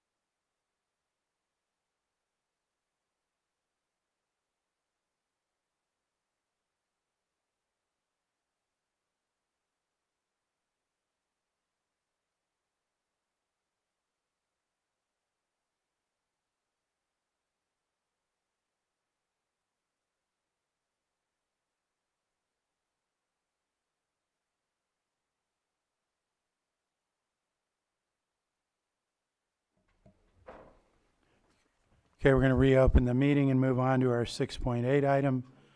10:30 item, consideration of excess proceeds claim TDLS 161, APN number 039 189 060 000. And I'll turn it over to our tax collector for presentation. Thank you, Chair, Board. So this item is coming back from TDLS 161. This was the excess proceeds claims that were considered by your board last year, March 18th. What occurred at that time was we had a claimant, IHH LLC, who holds title to one of the properties that was involved in the sale. There was a joint tenancy on the property. So there is not a record, basically what we would call the record necessary to perfect title. It lacked a certain affidavit, an affidavit of death of joint custody. There wasn't an order otherwise indicating the disposition of the property. So we lacked the necessary detail to make a recommendation for IHH to receive a 100% recommendation. We could only recommend half. We were in contact with one of the representatives of IHH who indicated that he was going to attend the hearing. We knew he was aware of it, and he would have had the opportunity to provide additional detail. We were since able to confirm that the joint tenant truly had been deceased. That would support his claim, and we've confirmed the other necessary details in the meantime. So essentially, we've brought it back for your board to consider whether you wish to distribute the remaining funds, the $28,321.33, and consider his claim. I would just keep in mind that he was aware of the hearing and did not attend, so you can weigh that in your consideration. On the other hand, rather, we are still holding those funds. We do have them in our possession, and based on the information we have now, we would have recommended distributing them. So I would turn over to your board for any questions. Vice Chair Pyska. I see that there's a hand up in the Zoom room. I'm just wondering. That's the name of the claimant. Okay. Before I move to that, is there any questions for Mr. Sullivan? Go ahead. Yeah, I do have a question for Mr. Sullivan. How many hours were spent post the hearing that we had, whenever that was? I know you have the date probably in the memo, but when we originally did the TDLS 161, how many hours since has been spent by your staff, including the posting of this agenda item and putting it together? So we did try to get a handle on that. I'm estimating between 15 and 16 hours based off our best guess. Both Liz Martinez, the Assistant Treasurer Tax Collector, and myself did do additional research and were engaged in correspondence with this. There was correspondence with County Counsel's office. So there was a significant amount of time spent on this after the hearing. And I believe there's an hourly rate for utilizing the Treasury at this moment? So in terms of our master fee schedule, we don't actually have an hourly set rate. We do flat rate fees or actual cost in some of our measures, but we don't have a straight hourly rate like some departments have. Because, I mean, I'm uncomfortable in two different ways. One, somebody didn't show up to a meeting. Attendance is a really important aspect of getting anything accomplished. But on the other hand, this is not our money. And if we're finding out that we were potentially not in the wrong, but we didn't have all the information to really come to the conclusion that it's 100% this individual who was claiming it was 100% his in the first place, I don't mind the recommendation, but I don't think the recommendation should come without the taking away the amount of time it took to process and get to the point where we are here, which would still realize some money for this individual, but also would not use staff time for free post the meeting and the hearing. So just putting it out there for potential conversation. Do we have a legal provision that would allow that? Yeah, County Counsel. Thank you, Mr. Chair. It's not directly addressed, but under Revenue and Taxation Code 4675, sub D, it does state that the claim shall contain any information and proof deemed necessary by the Board of Supervisors to establish the claimant's rights to all or any portion of the excess proceeds. So it does make reference to your board having some level of discretion to determine a portion of the proceeds to be provided to the claimant, but however, at the same time, also makes a reference to your board making a determination necessary to establish the claimant's rights to said proceeds. And generally speaking, when it comes to certain charges incurred by county staff in relation to a certain activity, usually Treasurer Tax Collector Sullivan already alluded to a master fee schedule. Usually that's addressed by a fee schedule. And generally speaking, fees, you will also typically find that in an ordinance, and I don't believe we have one in place here, whether fees and penalties typically are addressed in an ordinance or a policy or a master fee schedule. I'm not sure if we've established that. Yeah, so we do have a fee schedule for excess proceeds. Unfortunately, it was really just intended to handle the initial, the initial upfront handling of the claim. So the fees range between $35 and $98, depending on the type of claim. It wasn't written in anticipation of, returning and having to redo this process. So that's certainly something that I think we'll need to look at with our fee schedule in the future. And the reason I ask is I don't want to open up a can of worms where if we're doing something post a hearing that we already did that somebody missed, that I think we have to really create a narrow definition of why today we would be approving anything. And I just think that it shouldn't just be as if you showed up and we revert back to everything else. So, but again, excess proceeds are not our dollars, and I want to make sure that we do something that's right and fair, but also doesn't create a headache for the future. Any other supervisors have comments at this point? No, then I'll open it up to the public and we'll go online first. Go ahead, sir. You'll state Yes, your good name, morning. please. You'll have 3 minutes. Can you hear me? Yes. Okay. Well, good morning. I appreciate you taking the time to discuss this with me. And so, first of all, this is the first time that I was aware that that you have concluded that this excess claims should have been approved if all the information were present. So that's the first time I've heard that. So I'm glad to at least hear that. As far as the using county staff time after the fact and all that, now, Mr. Sullivan, I'm sure you have better records than I do. And so but I think what I heard you say was that I submitted documentation after the fact or something, but I don't think that was the case. Is that what you said? Go ahead and finish your comments and then. Okay. So anyway, I from my memory, which again, nobody's perfect. I could remember what happened. I believed that I had submitted all the documentation up front, including the death certificate, but again, I could be wrong. And if that work were done before or after a deadline, even if it were after a deadline, it's still work that would have been done either way, if it's before a deadline or after that research to determine whatever the chain of title was and who had what rights at what time and all that. That's just ordinary. That is the ordinary activity that would have occurred either way. In fact, it was already one thing I wanted to. Well, no, I don't need to go that because never mind. I don't need to address that. Something else I was going to say, so never mind.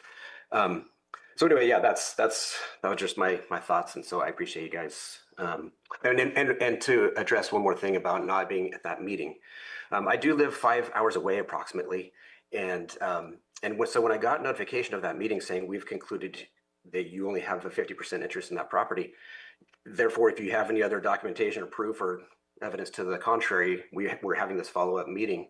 Well, I didn't have any evidence or further proof or documentation. I had already submitted that up front with my full claim within the timeline as prescribed by law. So if I showed up to that meeting, it would be to say, I really don't like the conclusion that you guys came to. I didn't have any new evidence to provide up front. So that's why I didn't end up showing up to that meeting, because I knew it was going to be a futile 5-hour drive to say, I don't like your conclusion. So that's the end of my comments. Thank you for your time, and I appreciate your consideration. Thank you. Do we have anyone else? No? Okay, I'll close comment and bring it back to the board. Mr. Sullivan, do you want to add anything? Yeah, I can just provide additional detail and maybe clarification, is that, yes, he did provide significant documentation beforehand, but from our perspective, that was not enough because the recorder's index did not contain one of those documents I mentioned, either that order or affidavit. So while I think the documentation he presented does a good job of supporting his case, it would have been on him to appear and contest our recommendation. And we did independent research afterwards to verify some of his claims and gather additional documentation. And that's why ultimately we're not opposing this. Certainly I think if he had appeared and explained the circumstance, and we would have not opposed your board distributing those remaining funds, even if the title is not perfect in the sense that we're accustomed to. Okay, thank you. Vice Chair? I mean, I think we need to distribute these funds. They're his money, it's not our money, and that's my preference to move forward. Okay. Any other questions? Go ahead, Supervisor Sabatier. If we provide the entirety of it, especially after we just heard testimony that he made a decision not to come rather than, I don't know, some other more legitimate excuse, I guess I wasn't able to come, or I couldn't come, or like it was a decision not to come, then we're going to see everyone else that changes in the future. And I don't want to not give money, but I mean, just right now, we're spending money by having Mr. Sullivan here, who's not doing his job upstairs. And so, to me, this is an awkward moment of how much more should we anticipate if there's no meaning to a deadline and no meaning to showing up and arguing your case, unless we're saying that Mr. Sullivan was incorrect in his documentation that he had, which I don't believe that's the case. There was more information that was needed from the recorder's office. I think it's it's opening a can of worms. And again, what I would say yes to would be, what was the cost after the fact, and reduce that, and then let's go ahead and move forward with the rest. And that could be 20 grand, that could be 22 grand, I don't know. But giving them the entirety, we're going to have these all the time. Okay, so there's a request for, what's that? Okay, for the amount that it cost us. What does the board feel on that? Go ahead, Supervisor Owen. It would have been, for him to show up, it could have been just as he did today, in the essence that he could have been online. So there wasn't a requirement to drive in person. Therefore, I believe that he could have contested at that time. I'm going to concur with Supervisor Sabatier on this for that reason, that he could have just checked in online like he did today. Okay. Anything else? I do agree with giving them the money, but I do think that because he did not appear online either, that we should subtract just the fees, our expenses related to it. And you said 15 hours, Mr. Sullivan. I don't know what that would equate to. Yeah, so I am looking at our fee structure if we're going for an hourly rate. We do have a special project fee structure, which ranges from, let's see, $48 an hour to $98. This probably falls in the middle one, the $73 an hour. So that would be, if we were going to use our fee structure, that would probably be the valuation we would assign it. Okay. Yeah. Go ahead, Supervisor Crandall. And so you would deduct that amount from what we would be giving to him, the 28 or something like that. I agree. It's not our money, you know. I do agree also with Supervisor Sabatier that other people will be doing the same thing. But it is his, and there is legitimate. He's the legitimate successor, right, Pat? And so I think I can get on board with the deduction if that's the case. So that, I calculate that to $1,095. Yes. Go ahead, Supervisor Sabati, or was that it? That was the same Vice Chair Pyska? I'm fine with that going forward, but I think we should standardize this.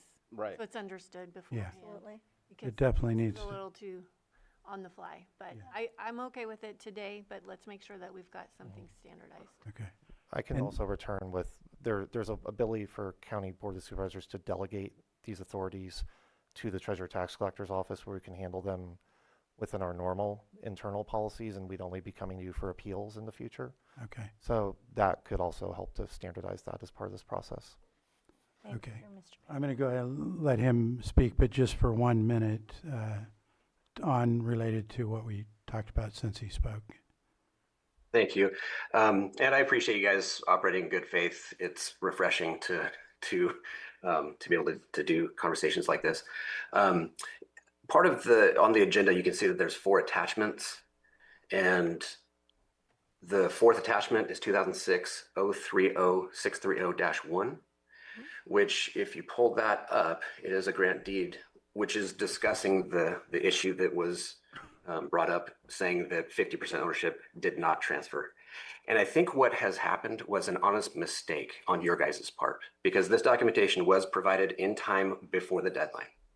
And if you look at that deed, it's a very easy mistake to happen. In fact, when I was told I only had a 50% interest, I reread all the documentation thinking, what did I mess up? Where did I go wrong?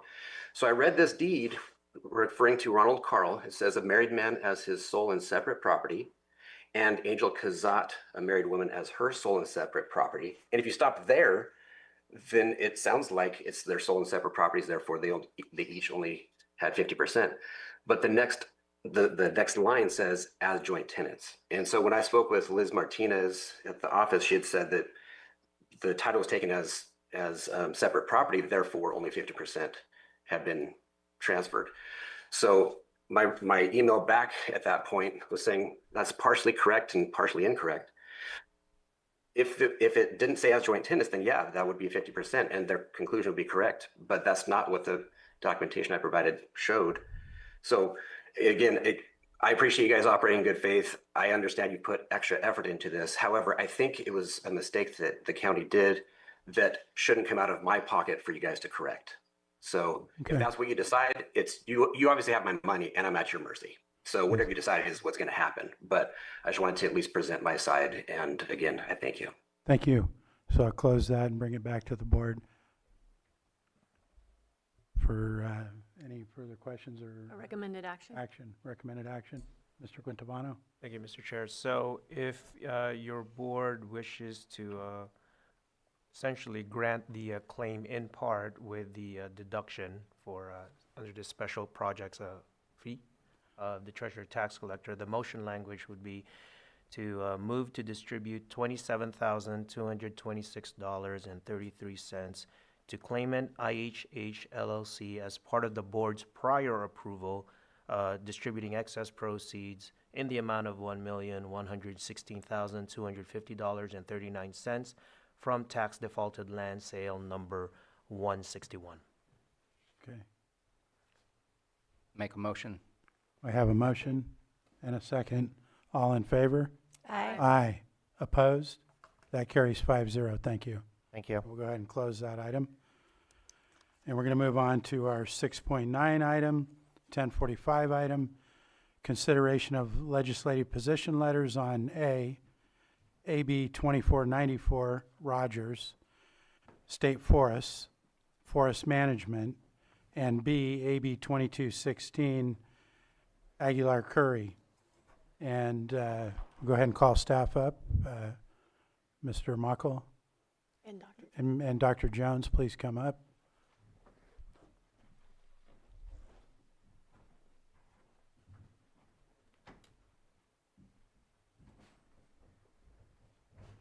You want to go ahead and introduce the item? So, consideration of legislative position letter on AB 2494, Rogers and State Forest Management, and B, AB 2216, Aguilar Curry.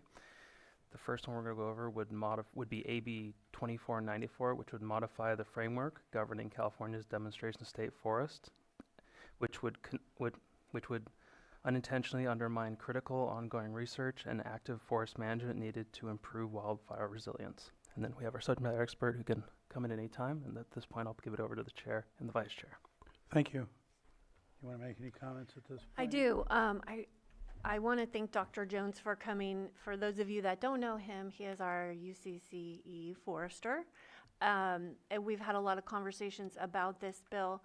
This bill by Assemblymember Rogers was written specifically for Jackson State Demonstration Forest, but as you all know, we have a demonstration forest in Boggs, and I'm really concerned about the unintentional impacts to Boggs for what's being proposed in this bill. And my priority is that we have these lands managed for wildfire resilience as the top priority for our communities, for the safety of our communities, and to keep these working lands. And so, Dr. Jones, do you have some comments on this, or I want to be here for questions? Because I am opposed to how it's written currently, but open to amendments, open to working with Assemblymember Rogers' staff. But this really would take away key and critical components of forest management that do include sustainable harvest and the research that wraps around that. Sure. Thanks, Chair and Supervisors. I give a little context maybe. So there's 14 demonstration state forests in California, totaling about 85,000 acres. Just to build context in relative to other, because there's other demonstration and research forests in other states that have forest lands. We have 33 million acres of forest land in California. 85,000 acres of that is for research, specifically the demonstration research. Let's just compare it to our neighbors, Oregon, 30 million acres of forest land, 750,000 acres of the state manages 750,000 acres. Washington, 20 million acres of forest land. The state manages 2 million acres of forest land. So California has less than 1%, 0.2% of the forest lands are managed by the state for demonstration and research, which is kind of incredible when you consider that California has some of the most in the world regulation over timber management. So a small outsized amount of the land in California has been informing forest practice rules, supporting and implementing research that is improving those rules. So these are really critical spaces for demonstrating research, innovation, sustainable management practices, and they have had and will continue to have a really important role in that space. And so the concern with the language of this particular bill is that it really pushes away from a more holistic view of what forest stewardship looks like and what really kind of the way we can demonstrate and implement practices and help innovate to moving forward with different challenges around forest stewardship and forest management. And so really we want to make sure that, yes, okay, sure, the language is from the 70s when the state was just acquiring these forest lands or had recently acquired a lot of these forest lands. They're still acquiring land. And at a time when the forest practice rules had just been implemented and the land that they were acquiring was pretty much heavily cut over. And so the idea was, let's show sustainable forest management on the forest practice rules. I would argue that, the bill suggests that's not a priority anymore, but I would say that's not necessarily true. Yes, we have different challenges and issues in forest stewardship, but demonstrating and innovating around timber management is still a really important issue, especially when we have to think about how do we account for new wildfire regimes, how do we account for climate change, new issues that we're trying to address that affect our forests. So yes, these other issues are critically important. They inform the processes. A lot of the research that we're doing now, a lot of the way we manage the forest do address climate change, wildfire risk, multiple uses, recreation. And so the language, certainly we can reflect that and change that language, but the way the bill is proposed at this point, it's kind of excludes a lot of the larger goals and objectives, defines a very narrow approach of what actual management would be that's not necessarily consistent with which the state's goals and objective to scale capacity is. And it says that research that is compatible with this vision is only what will be allowed to be demonstrated on these forests. And I would say that's a pretty narrow definition and kind of can be fairly restrictive in our ability to innovate and do research moving forward. So I think these forests have really important roles and want to support the research as best as we can, especially at a time when the federal government is taking a very opposite approach and has significantly altered the role of the Forest Service, removed local Forest Service management, local Forest Service research projects. I think it's time for the state to really step up and really fill that role that the Forest Service has been playing in our forest research. It's now going to fall on the state to continue that effort. So it's really important these forests maintain as important research and demonstration places for all types of management, and to help all forest land stakeholders really address forest management moving forward. Thank you. And there is some language in the bill about co-management with tribes, and that is a priority here in Lake County, and we've demonstrated that in a lot of different areas, specifically with BLM land, Forest Service land. So that is something that, you know, is encouraged, is really useful, and we can still support that and also be opposed to language in this bill. And RCRC has taken a position against it. Yeah, I would say there's always, right, it's not, I'm not saying what we're doing in the past and what the language says is the only way we do it. This is an adaptive process. We learn, we adapt, we change. I think the state, there's always fault, right? They can always do better, but they certainly have in the last few years made a really strong effort to increase in engagement and work with more stakeholders, including the tribes, and including like Jackson, which is definitely a focus of the bill. Now has a tribal advisory council. That group reviews every single project that happens on the forest, and if they have issues or concerns, that project either doesn't move forward or there's significant incorporation of co-management ideas and cultural practices into those projects. So it's not saying it's perfect, but I think we're demonstrating good forward movement that helps us kind of address these multiple needs and new interests in the forest lands. And I'm glad you brought that up, because what we have in the letter and what my argument is generally and specifically is that we should align the management practices with what the state's task force has been developing. Those strategies are really critical, and they will continue to evolve. So rather than legislate management practices in this bill, let's align with what the state task force is doing so that it can be dynamic going forward. And I just want to reiterate, because we did get a public comment from the Intertribal Council, and I definitely support the tribes being involved with the co-management of the forests. That's not our concern, or not my concern with the bill, is that I think Jackson is, 55,000 acres, which is, leaves only 30,000 acres for the other 13 forests. I think, that was the primary forest that was being looked at, and our forest that we have, Boggs Forest, is completely different in that it was almost 100% burned, and I'm just concerned that the bill needs more language to make sure that forest can be managed as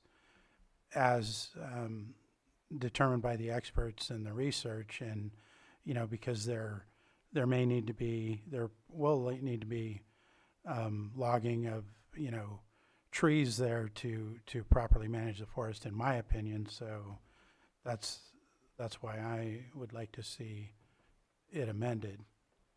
Go ahead, Supervisor Sabatier. Yeah, so really the issue as to why there's opposition is the scratching off of the word research. Is that the biggest concern, that it's no longer available for that? Because I just kind of wanted to better understand, like, what's the main block here? Because everything looks good. I see research purposes has been scratched off, but I also see that it always goes back to section 4639, which is the definition of management, and it says and compatible research efforts. So what exactly gets lost? Because I'm not seeing the loss, but I'm also not knee deep into this. So just if you can help me better understand, because I see that the research for the demonstration forest is really what you're fighting for at this moment in time. It does it not matter that it's in the definition that says incompatible research efforts? Right. Or is that a different type? Yeah. So, yeah, the bill proposes a very narrow definition of what management on the demonstration state forest could be. And it's narrower than the state's vision of how we increase scale and capacity of forest stewardship and building resilience to wildfire and climate change. For example, the state recognizes that timber products and managing for wood products is an important part of the reaching our goals and objectives, but this definition would deprioritize and actually prohibit demonstrating, implementing timber management as a specific project.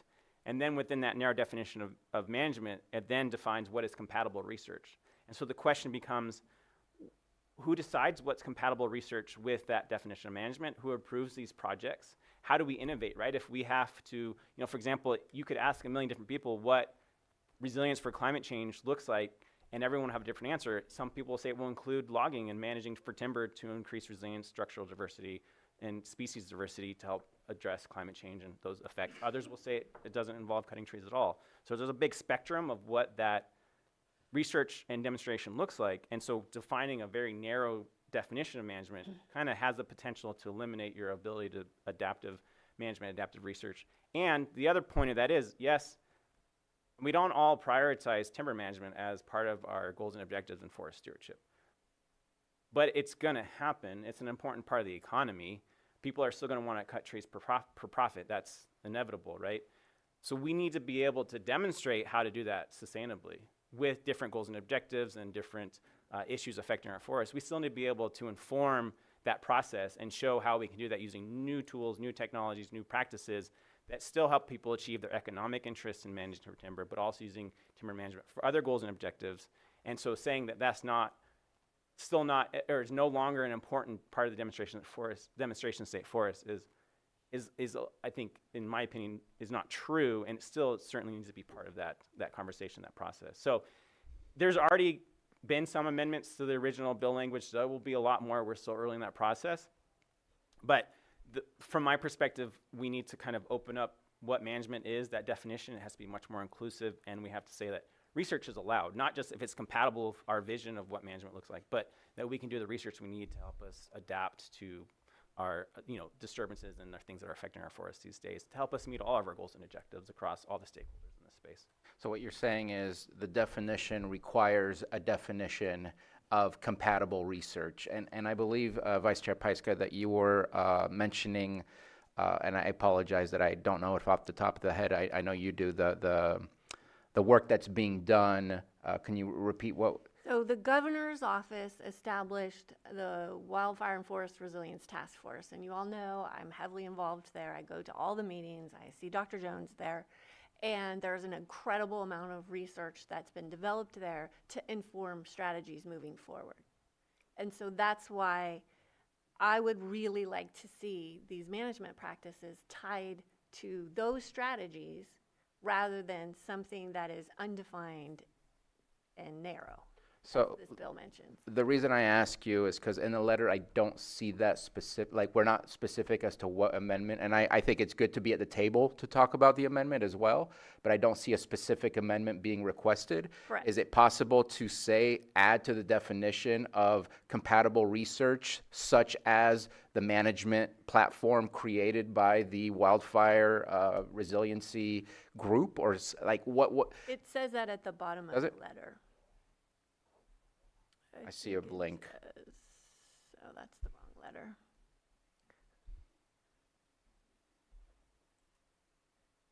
It is fairly general now. The bill has a lot of amendments. There's a lot of moving pieces. So we wanted to keep it a little bit general, but it does say, yeah, it says Lake County supports a balanced, science-driven approach to forest stewardship that includes active management, ecological restoration, long-term sustainability, consistent with the strategies advanced by the Governor's Wildfire and Forest Resilience Task Force. So there's so much changing right now. We've had conversations with the Assembly member staff early last week. We've had conversations with RCRC and CSAC and and Dr. Jones. And so we're kind of, we want to see what how things kind of play out too. So, but that really is our strategy, is to make sure that it aligns with these strategies that are being developed under the governor's office. So I guess my amendment that I would offer to support this is, can we bold that? Can we highlight that specific paragraph and really say this is something we would like you to align with? I mean, it says it in the paragraph. I've said it to everybody. I mean, I don't know if bolding it makes a difference, but did you have your pen? No, not anymore. Okay. There are a lot of funding concerns right now too, which Dr. Jones did not speak about. Those really seem to be in play, and there's not a lot of transparency around what's happening there. So I think this is a really good start for us. It shows that we're still willing to work with the Assembly Member's Office and work on amendments along with both CSAC and RCRC. So I'm good with the way that it is right now. Okay. And I think it works. Any further questions or comments from board members at this point?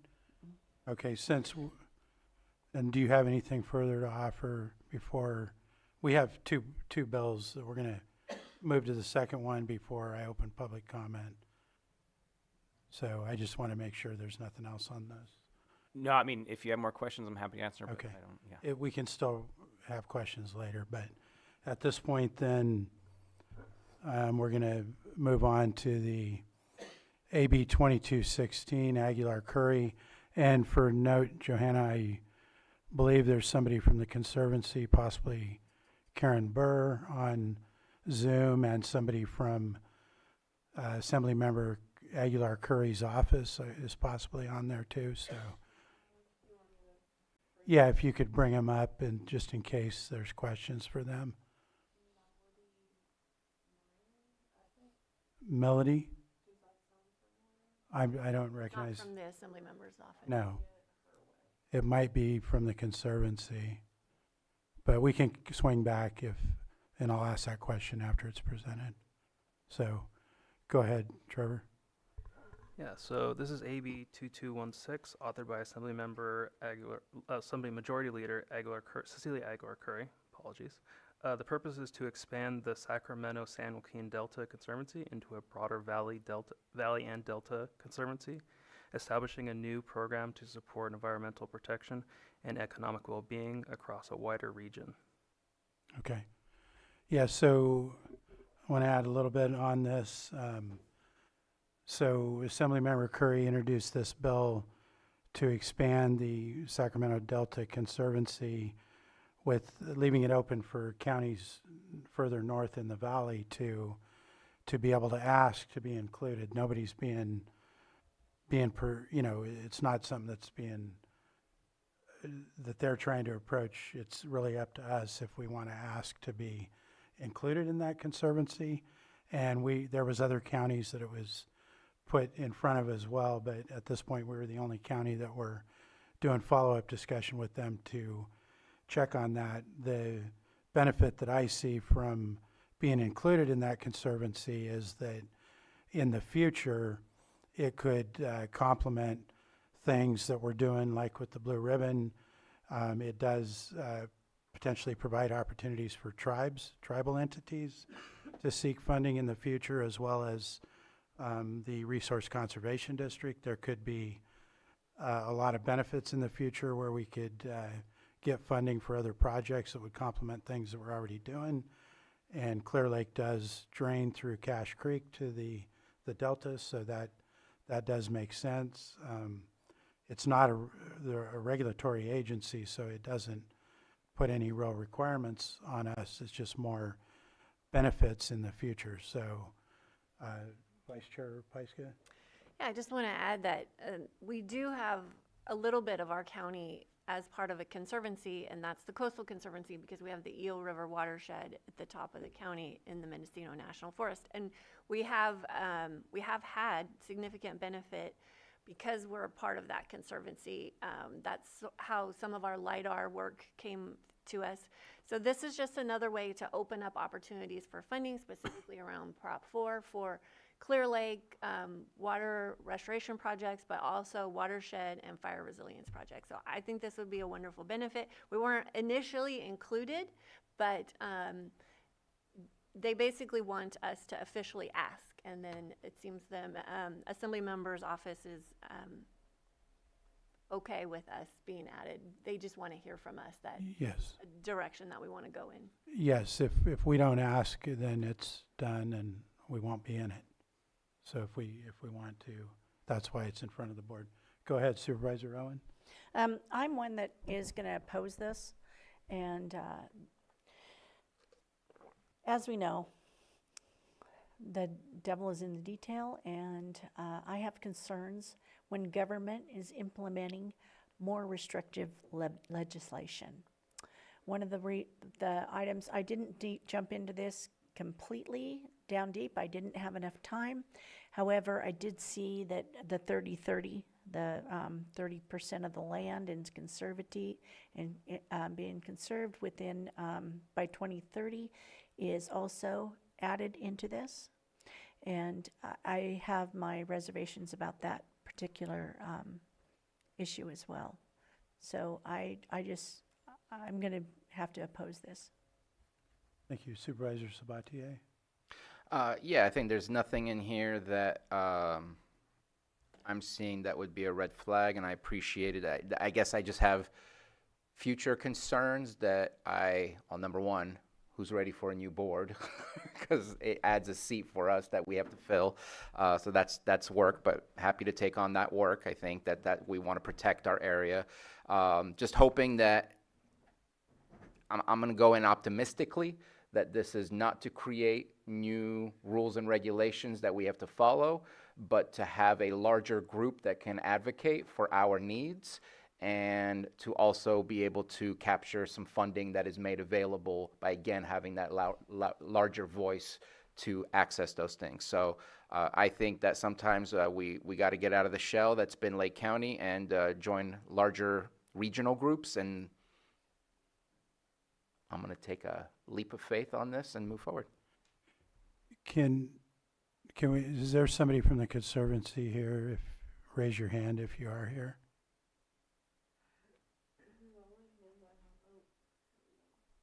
Who is that?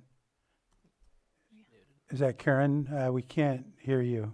There we are. I'm unmuted. Hi, I'm Karen Burr. I'm the Deputy Executive Officer at the Delta Conservancy. And just to address kind of both of those last two comments, we do not have any regulatory authority. And so there wouldn't be any additional regulations that we could impose. And we wouldn't have any ability to impose anything towards 30 by 30. It's mainly just that Natural Resources Agency has taken a policy that that's where they're moving. So if we have funding that can support restoration work, we definitely will do that. But there's no regulation. There's no interest in moving into projects that are not wanted by local folks and locally supported projects. Thank you. Does anyone have any questions for Ms. Burr at this point? No? Thank you. Any further comment from board members before I open this up to the public? No? Okay, I'm going to go ahead and open it up to the public. And if you're going to comment, please state which bill or which section of this you're commenting on when you come up. Do we have anyone in the room that wishes to provide any public comment regarding either of these bills that we've been discussing? Not seeing anyone online. Elliot, if you could state your name and which bill you're going to comment on, and you'll have 3 minutes.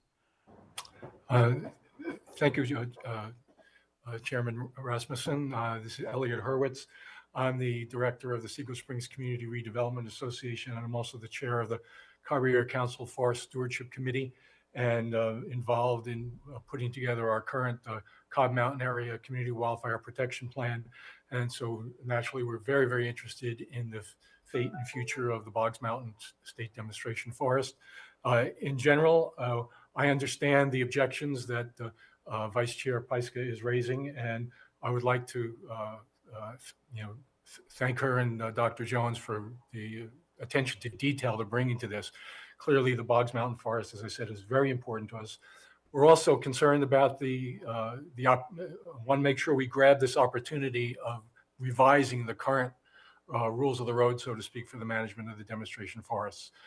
As we've said, these are from another era, and we really do need to come up with a new creative regimen for managing the forest that recognizes their role beyond just timber production, really is ecological resources. And we really would like to support and ask for our continued support of making this legislation a truly innovative and helpful revision to those rules. Thank you. Thank you. Do we have anyone else online?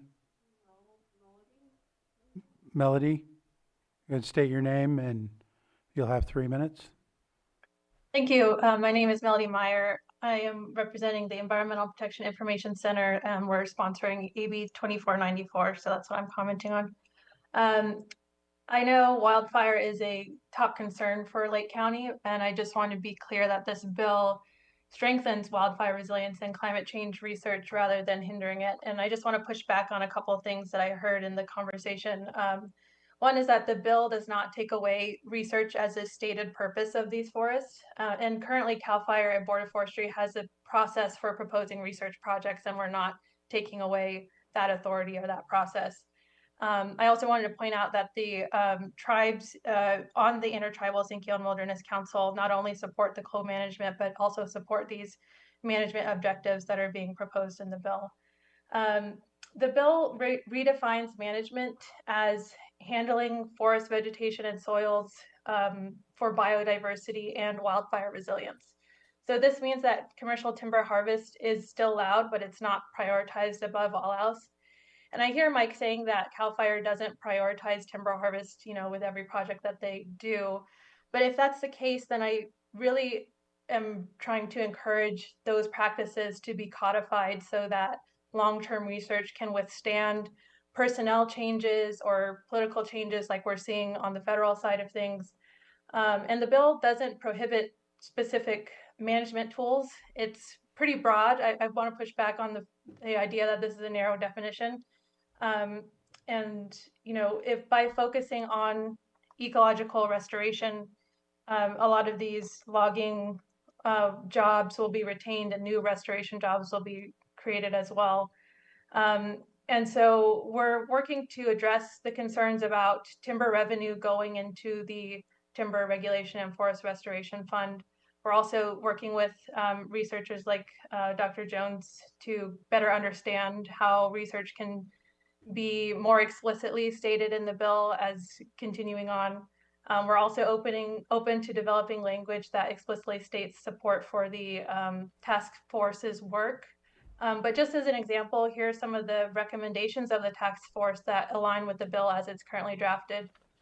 Scale up thinning and fuels treatment to reduce greenhouse gas emissions and air pollution from wildfire. Expand forest management on state-owned lands to improve resilience of wildfires and other impacts of climate change.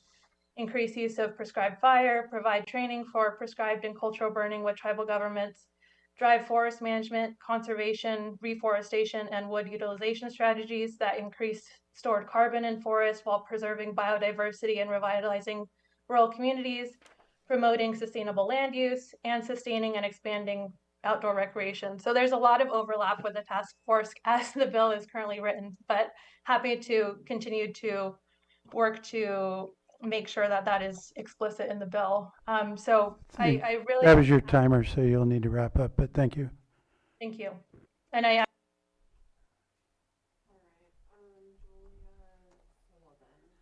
Julia Sullivan, if you could state your name for the record and you'll have 3 minutes. Hi, yeah. This is Julia Sullivan-Shaban. I'm the Executive Director of the Lake County Resource Conservation District. And just chiming in to voice my enthusiastic support for the expansion of the Delta Conservancy geography to include Lake County. As Supervisor Pyska mentioned, part of Lake County is already included in the State Coastal Conservancy. That's the Upper Eel River watershed. And in addition to the LIDAR data that she mentioned, I'll just speak to one other initiative that we've been involved with through that Coastal Conservancy. We've been participating in a block grant with other North Coast resource conservation districts. It's a $6 million block grant facilitated by the State Coastal Conservancy and administered by the Humboldt County RCD. We've received a very small portion of that funding, on the order of about $200,000, but that really has enabled us to do a ton of planning and project development and outreach work in that Upper Eel River watershed, including most recently developing a 1,000+ acre project with several subcomponents that we submitted in a forest health conceptual proposal. So Just a small example of how we're leveraging the funds we've been able to access through that conservancy and through that block grant to potentially bring in significant amounts of additional funding for Lake County. The conceptual proposal that we submitted was about $7 million for, again, significant implementation work in that part of the county. I think that, encompassing the rest of Lake County within the Delta Conservancy geography would not only enable us to access additional Prop 4 funds and other grant funding, but I think that these conservancies are particularly well suited to fostering collaboration with other sort of regional entities. And I think the Lake County RCD is fortunate to have really strong relationships with North Coast RCDs, but there's a lot of kind of untapped potential, I think, as far as our collaboration with Sacramento Valley RCDs and other partners. And I think that being included in this conservancy boundary would help to facilitate those partnerships, and we'd be better for it, certainly. So I think it's really well aligned with many of our goals, particularly in the Clear Lake watershed, of course. And yes, would be very supportive of us voicing our interest in that expansion. So thank you. Thank you. Anyone else online? Sarah, go ahead and state your name. You'll have 3 minutes. Good morning. My name is Sarah Ryan. I'm the Environmental Director for the Big Valley Bandit Pomo Indians, and I wanted to talk a little bit about the Delta Conservancy item before you. Any opportunity for collaboration, additional funding, and advocacy on a larger scale is always a great idea. The one thing that gives me a little pause on the Clear Lake becoming and the Clear Lake watershed becoming part of the Delta Conservancy is that we have established over a number of years with a lot of blood, sweat, and tears partnerships, tribal local partnerships, local committees, and as you know, a co-management MOU with the tribes and other entities is currently being developed. My concern is that if there is a county seat, on the conservancy that's going to be filled, that there will be decisions made within the Delta Conservancy, possibly just for funding or studies or something. It does have the potential for removing that, or maybe interfering with, or maybe not being fully guided by all of the local collaboration that's been developed over the years. And so I'm just, are there plans in place to ensure or have that ability to focus on these local collaborations and goals and initiatives that are happening, or having tribal seats on the Delta Conservancy that would ensure that there would be a continued discussion that happens when there are decisions being made for funding or advocacy or whatever else the Delta Conservancy might be assisting with. Thank you, Sarah. Thank you. Do we no other hands? Then I will go ahead and close public comment and bring it back to the board for, go ahead, Supervisor Sabatier and then Crandall. I just want to at least respond to the last comment. I think it's important in all of the different meetings that we're in, which is to just communicate what we're discussing in other meetings that pertain to the ones that we've been appointed to.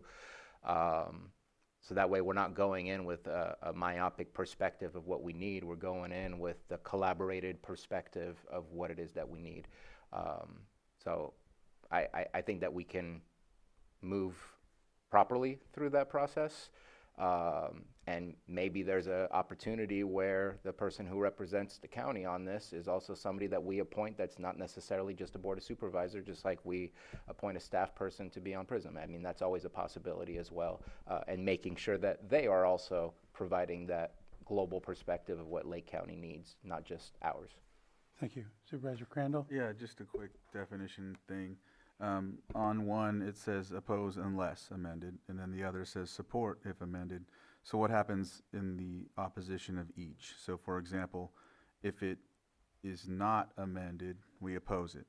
If it like with the support, if it is not amended, so we don't support it? You know what I'm saying? Like, is this a double meaning, or is there some intricacy that at the state level that, can you explain that to me, Trevor? Yeah, so basically this keeps the door open for amendments in the future as it moves through committee. So it's only, I'm assuming are you referring to the? Both.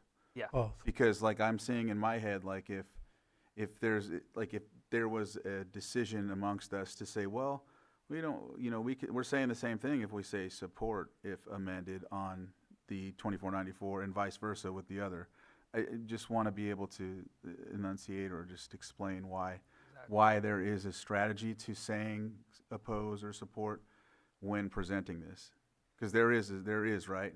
Yes. Okay. So essentially with AB 2494, the reason we're saying oppose unless amended is because we want to see the changes that are going to be made in the bill before it moves through the legislative process further. So why can't we say support if the same way? You see what I'm saying? Support if amended. What would that indicate? One implies a little more, one implies a little more force on our part, saying, we would like to see this happen. And, the other one is more, when it comes to AB 2216, is more, hey, we'd like to be included in this bill. We're not really looking to oppose it. We just would like to be included, and here is us like voicing our concerns about not being included. Okay, and so you just wanted to make sure that to explain that. Yeah. With all things at the state level, it's very nuanced, and so words can, play a large role in it. Supervisor Sabate, you have some? I love that comment because it's very right. I think it should be a support of an amendment to AB 2216, and that amendment is please add Lake County, and we're in support of that. Yeah, I had the same question. Instead of if, we say support of amendment to 2216. Then at that point, it's not a conditional, we're just in support that you amend it with this. Yeah, we're making a request because they were asking for a request. Right. And we wouldn't, even if we weren't included, I wouldn't propose not opposing that bill. We would just. There'd be no use. Wouldn't be a thing for us. And that would solve the conditional that, yes, it's going both ways. We're asking for the same thing. Yes, so I appreciate that. Yeah, I just wanted to comment, obviously, if we make this request, then we would intend to still work with the author's office on how it looks. With regard to the board, the way that law is currently written is supervisors from the counties that are already in it have seats, or they can designate somebody to appoint. It doesn't have to be a supervisor. But to one of the comments specifically from Sarah Ryan, I think whoever was on that board would need to be fully up to speed on all of these other programs and operations that are going on continually, so that we could have that discussion. But I don't see it to where it would come in and override anything that we're already running in our county.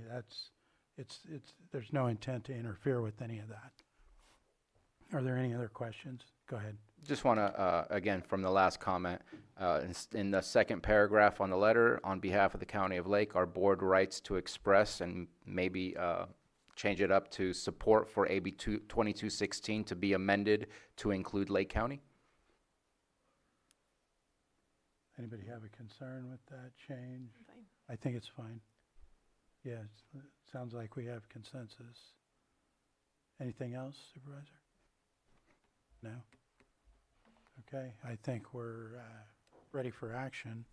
Okay, Mr. Chair, I move that we approve the letter of support if amended to include Lake County AB 2216 as amended. Okay, are we going to take these one at a time? Yeah, okay. So we have with that motion, and authorize the chair to sign. Unauthorize the chair to sign. Okay, so we have a motion on AB 2216. Second. And I have a second. All in favor? Aye. Opposed?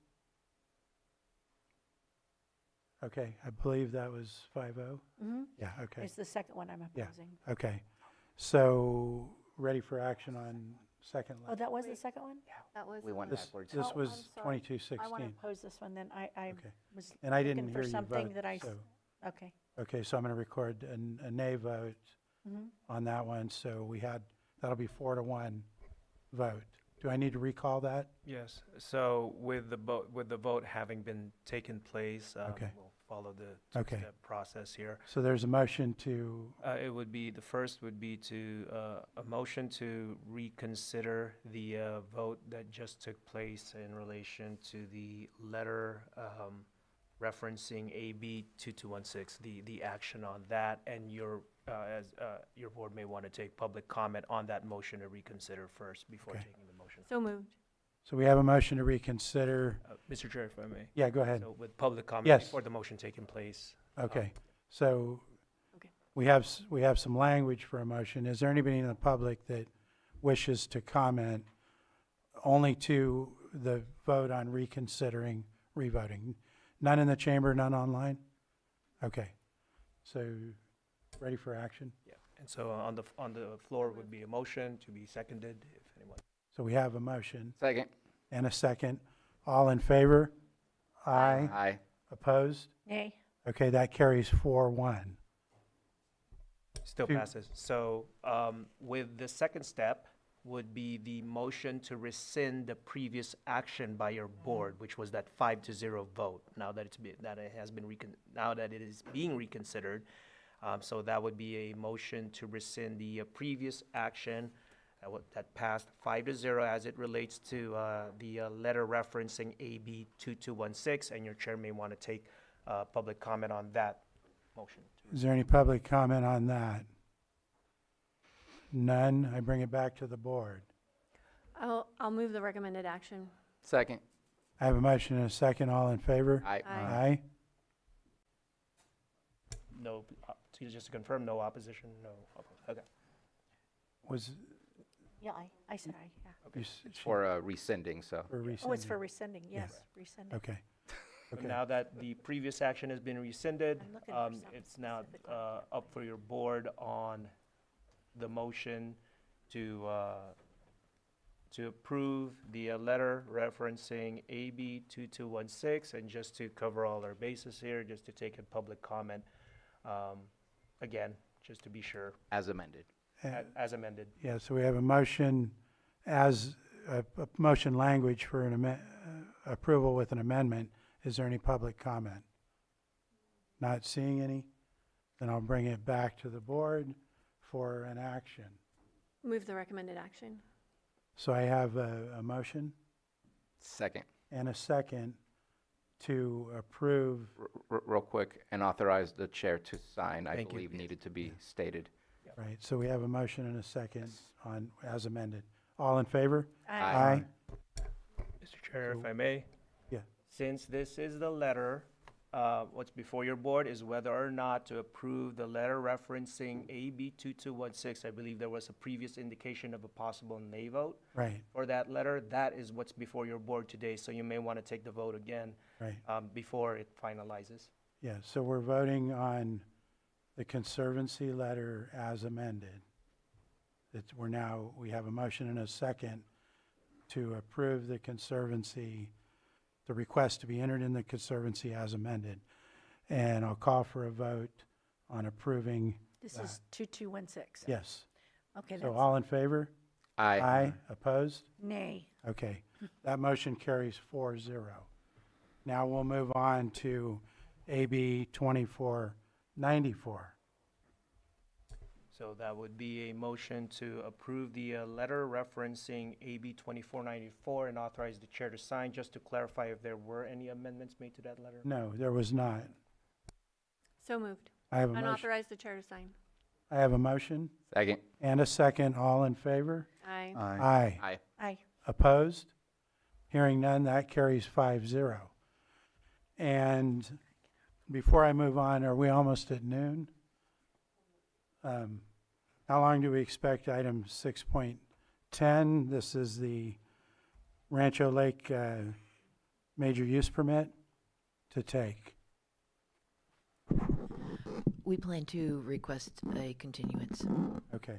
So then we'll go ahead and call the item 6.10, 11 a.m. consideration of appeal. PL 26-12 of Planning Commission's approval of major use permit, PL 2513 for UP 2115 Rancho Lake LLC, location 19955, 19986, 20110, and 22222 Grange Road, Middletown, with APN numbers 0142908, 0143002, then 03, then 04, with the applicant Peter Lucchetti. And I will turn it over to Planning or Community Development Director Maria Turner to start this. Thank you. Maria Turner, Community Development Director. The appellant's representative let us know that their hydrologist was unable to be here today. So we did coordinate with them and the Assistant Clerk of the Board and do request a continuance of this item to May 19th at 1:30 p.m. Okay. Any questions or comments from the board right now? No? Then I'll open it up to the public for comment on this item only as to whether or not we're gonna grant continuance. Is there anyone in the room? Not seeing one. Anyone online? I'm gonna close public comment and bring it back to the board for any final discussion or action. I think we're okay with the continuance? Okay. We have consensus. Is that good enough? Specific date. It would be. What's Thank that? you, Mr. Chair. So, since this is a public hearing, it would be done typically by motion. Okay, Have so the we need a language motion. Prepared. If Okay, go ahead, Mr. Guintabano, please. Thank you, Mr. Chair. So it would be a motion to approve the continuance of this public hearing, consideration of appeal PL-26-12 to a date and time certain. I believe that's May 9. It was stated as May 19, 1:30 p.m. I'm looking at the clerk of the board. Yes. That's correct? Okay. We have language. I offer it. Second. We have a motion and a second. All in favor? Aye. Aye. Opposed? That carries 5-0. We have the continuance. Thank you. And I'm going to call, let's see. How long do you expect Gwinnett Valley to take? Not long. Not long? Actually, that might take some time. The item that was pulled from consent. That's should what not I was take- planning to go to. Great. If, The Duker rezone? yes, I just Great. wanted to check in on the 11:15 We're here for that. first. So I'm going to call item 5.5, I believe that was. And I need to read it. Item 5.5, this is a second reading. Adopt ordinance adopting zoning map amendment, PL 25-101, to bring 3 parcels into compliance with the existing industrial general plan designation, Kelseyville area plan, and airport land use compatibility plan located at 4325, 4375, and 4425 Highland Springs Road, Lakeport, APN numbers 008-031-17, and then 20, and then 44. And this is a second reading. It was requested to be pulled by a member of the public, but I turn it over to you to make any announcement on this. Thank you. Community Development Director Maria Turner. After a robust public hearing at the last board meeting, all 4 supervisors in attendance voted to support the rezone for this project. We are here to answer any questions. Today is the second reading. Okay. Do we have any questions from board members at this point? No? So I'm going to go ahead and open it to the public. Have anybody in the room? Go ahead and come forward, state your name. You'll have 3 minutes.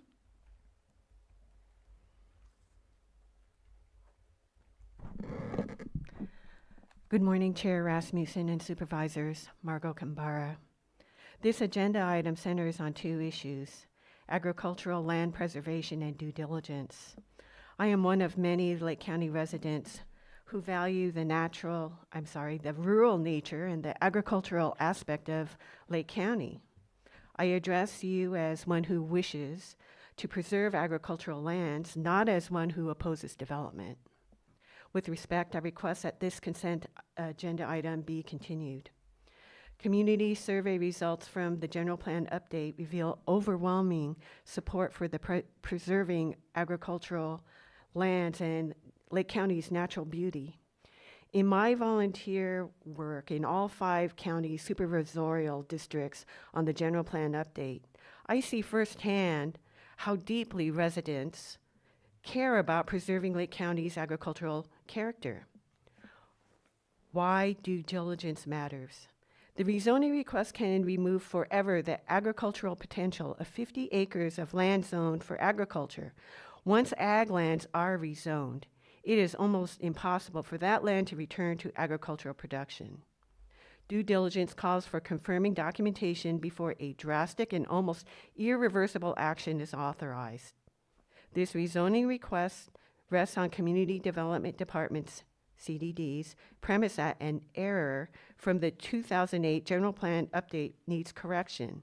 Lake County Planning Commissioner Monica Rosenthal's public comment submitted last week on this subject pointed to CDD's error in recommending this rezoning request. CDD's response to Supervisor Owens' question about Commissioner Rosenthal's public comment did not completely address the points raised by the Commissioner.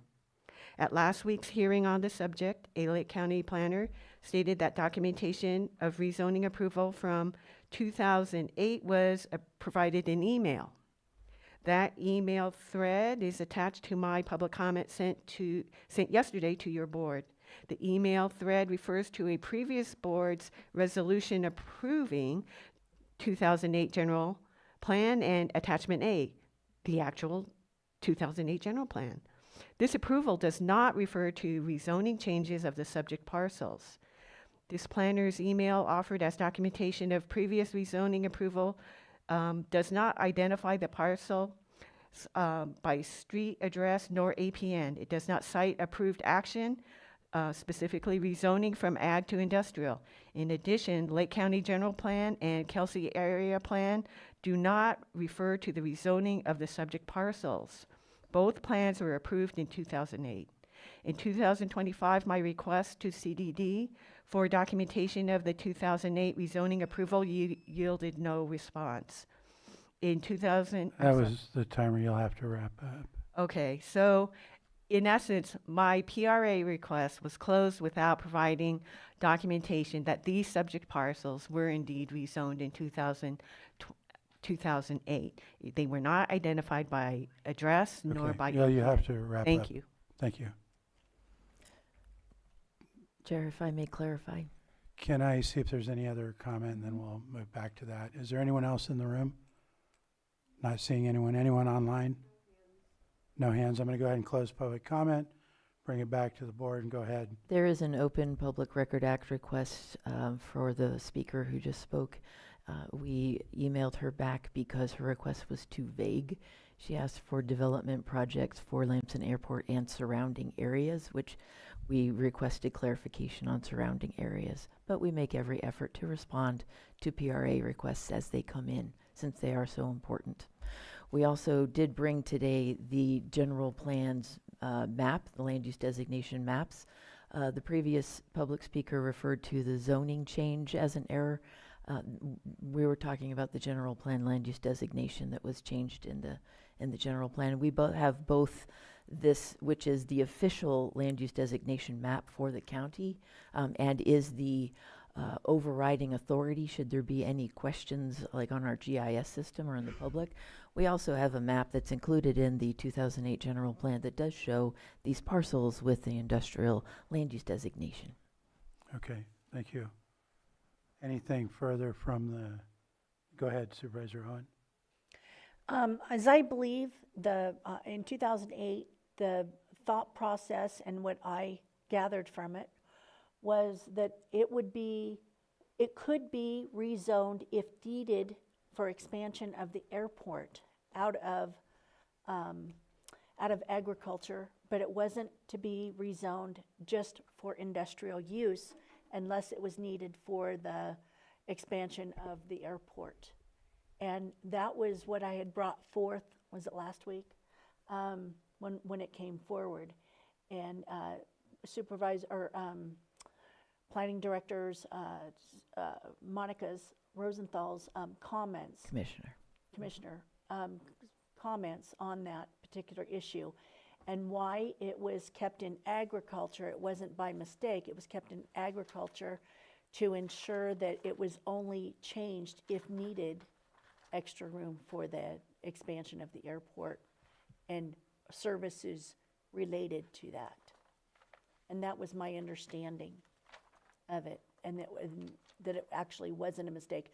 So going back to the 2008 documentation and then coming forward, as Supervisor Sabatier said, it maybe just include it in this one rather than bringing it forward stating it was a mistake in 2008.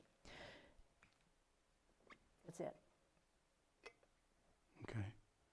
It is my understanding that this was part of the discussion at the public hearing, as well as that not that it was contingent on the expansion of the airport, but contingent on a project being brought forward, at which point the landowner testified that in the 20 years he was unable to bring a project forward because of the inconsistent zoning and land use designation. If the board has anything further, I'm happy to answer questions. Okay. Anything further from board? Not seeing any, then we'd be ready for possible action. County Council? Thank you, Mr. Chair. So if your board is willing to adopt the ordinance, it would just be to offer the ordinance. That would be the. I'll offer the ordinance. Ordinance has been offered. Supervisor Owen. Passed. Supervisor Sabatier. Aye. Supervisor Crandall. Yes. Supervisor Pyska. Yes. And Supervisor Rasmussen. Aye. So that passes. Thank you. And I believe we're going to go into lunch break at this point until, what time is it? 1 o'clock?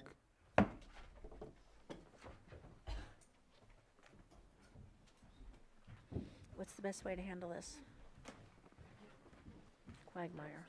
I know that gentleman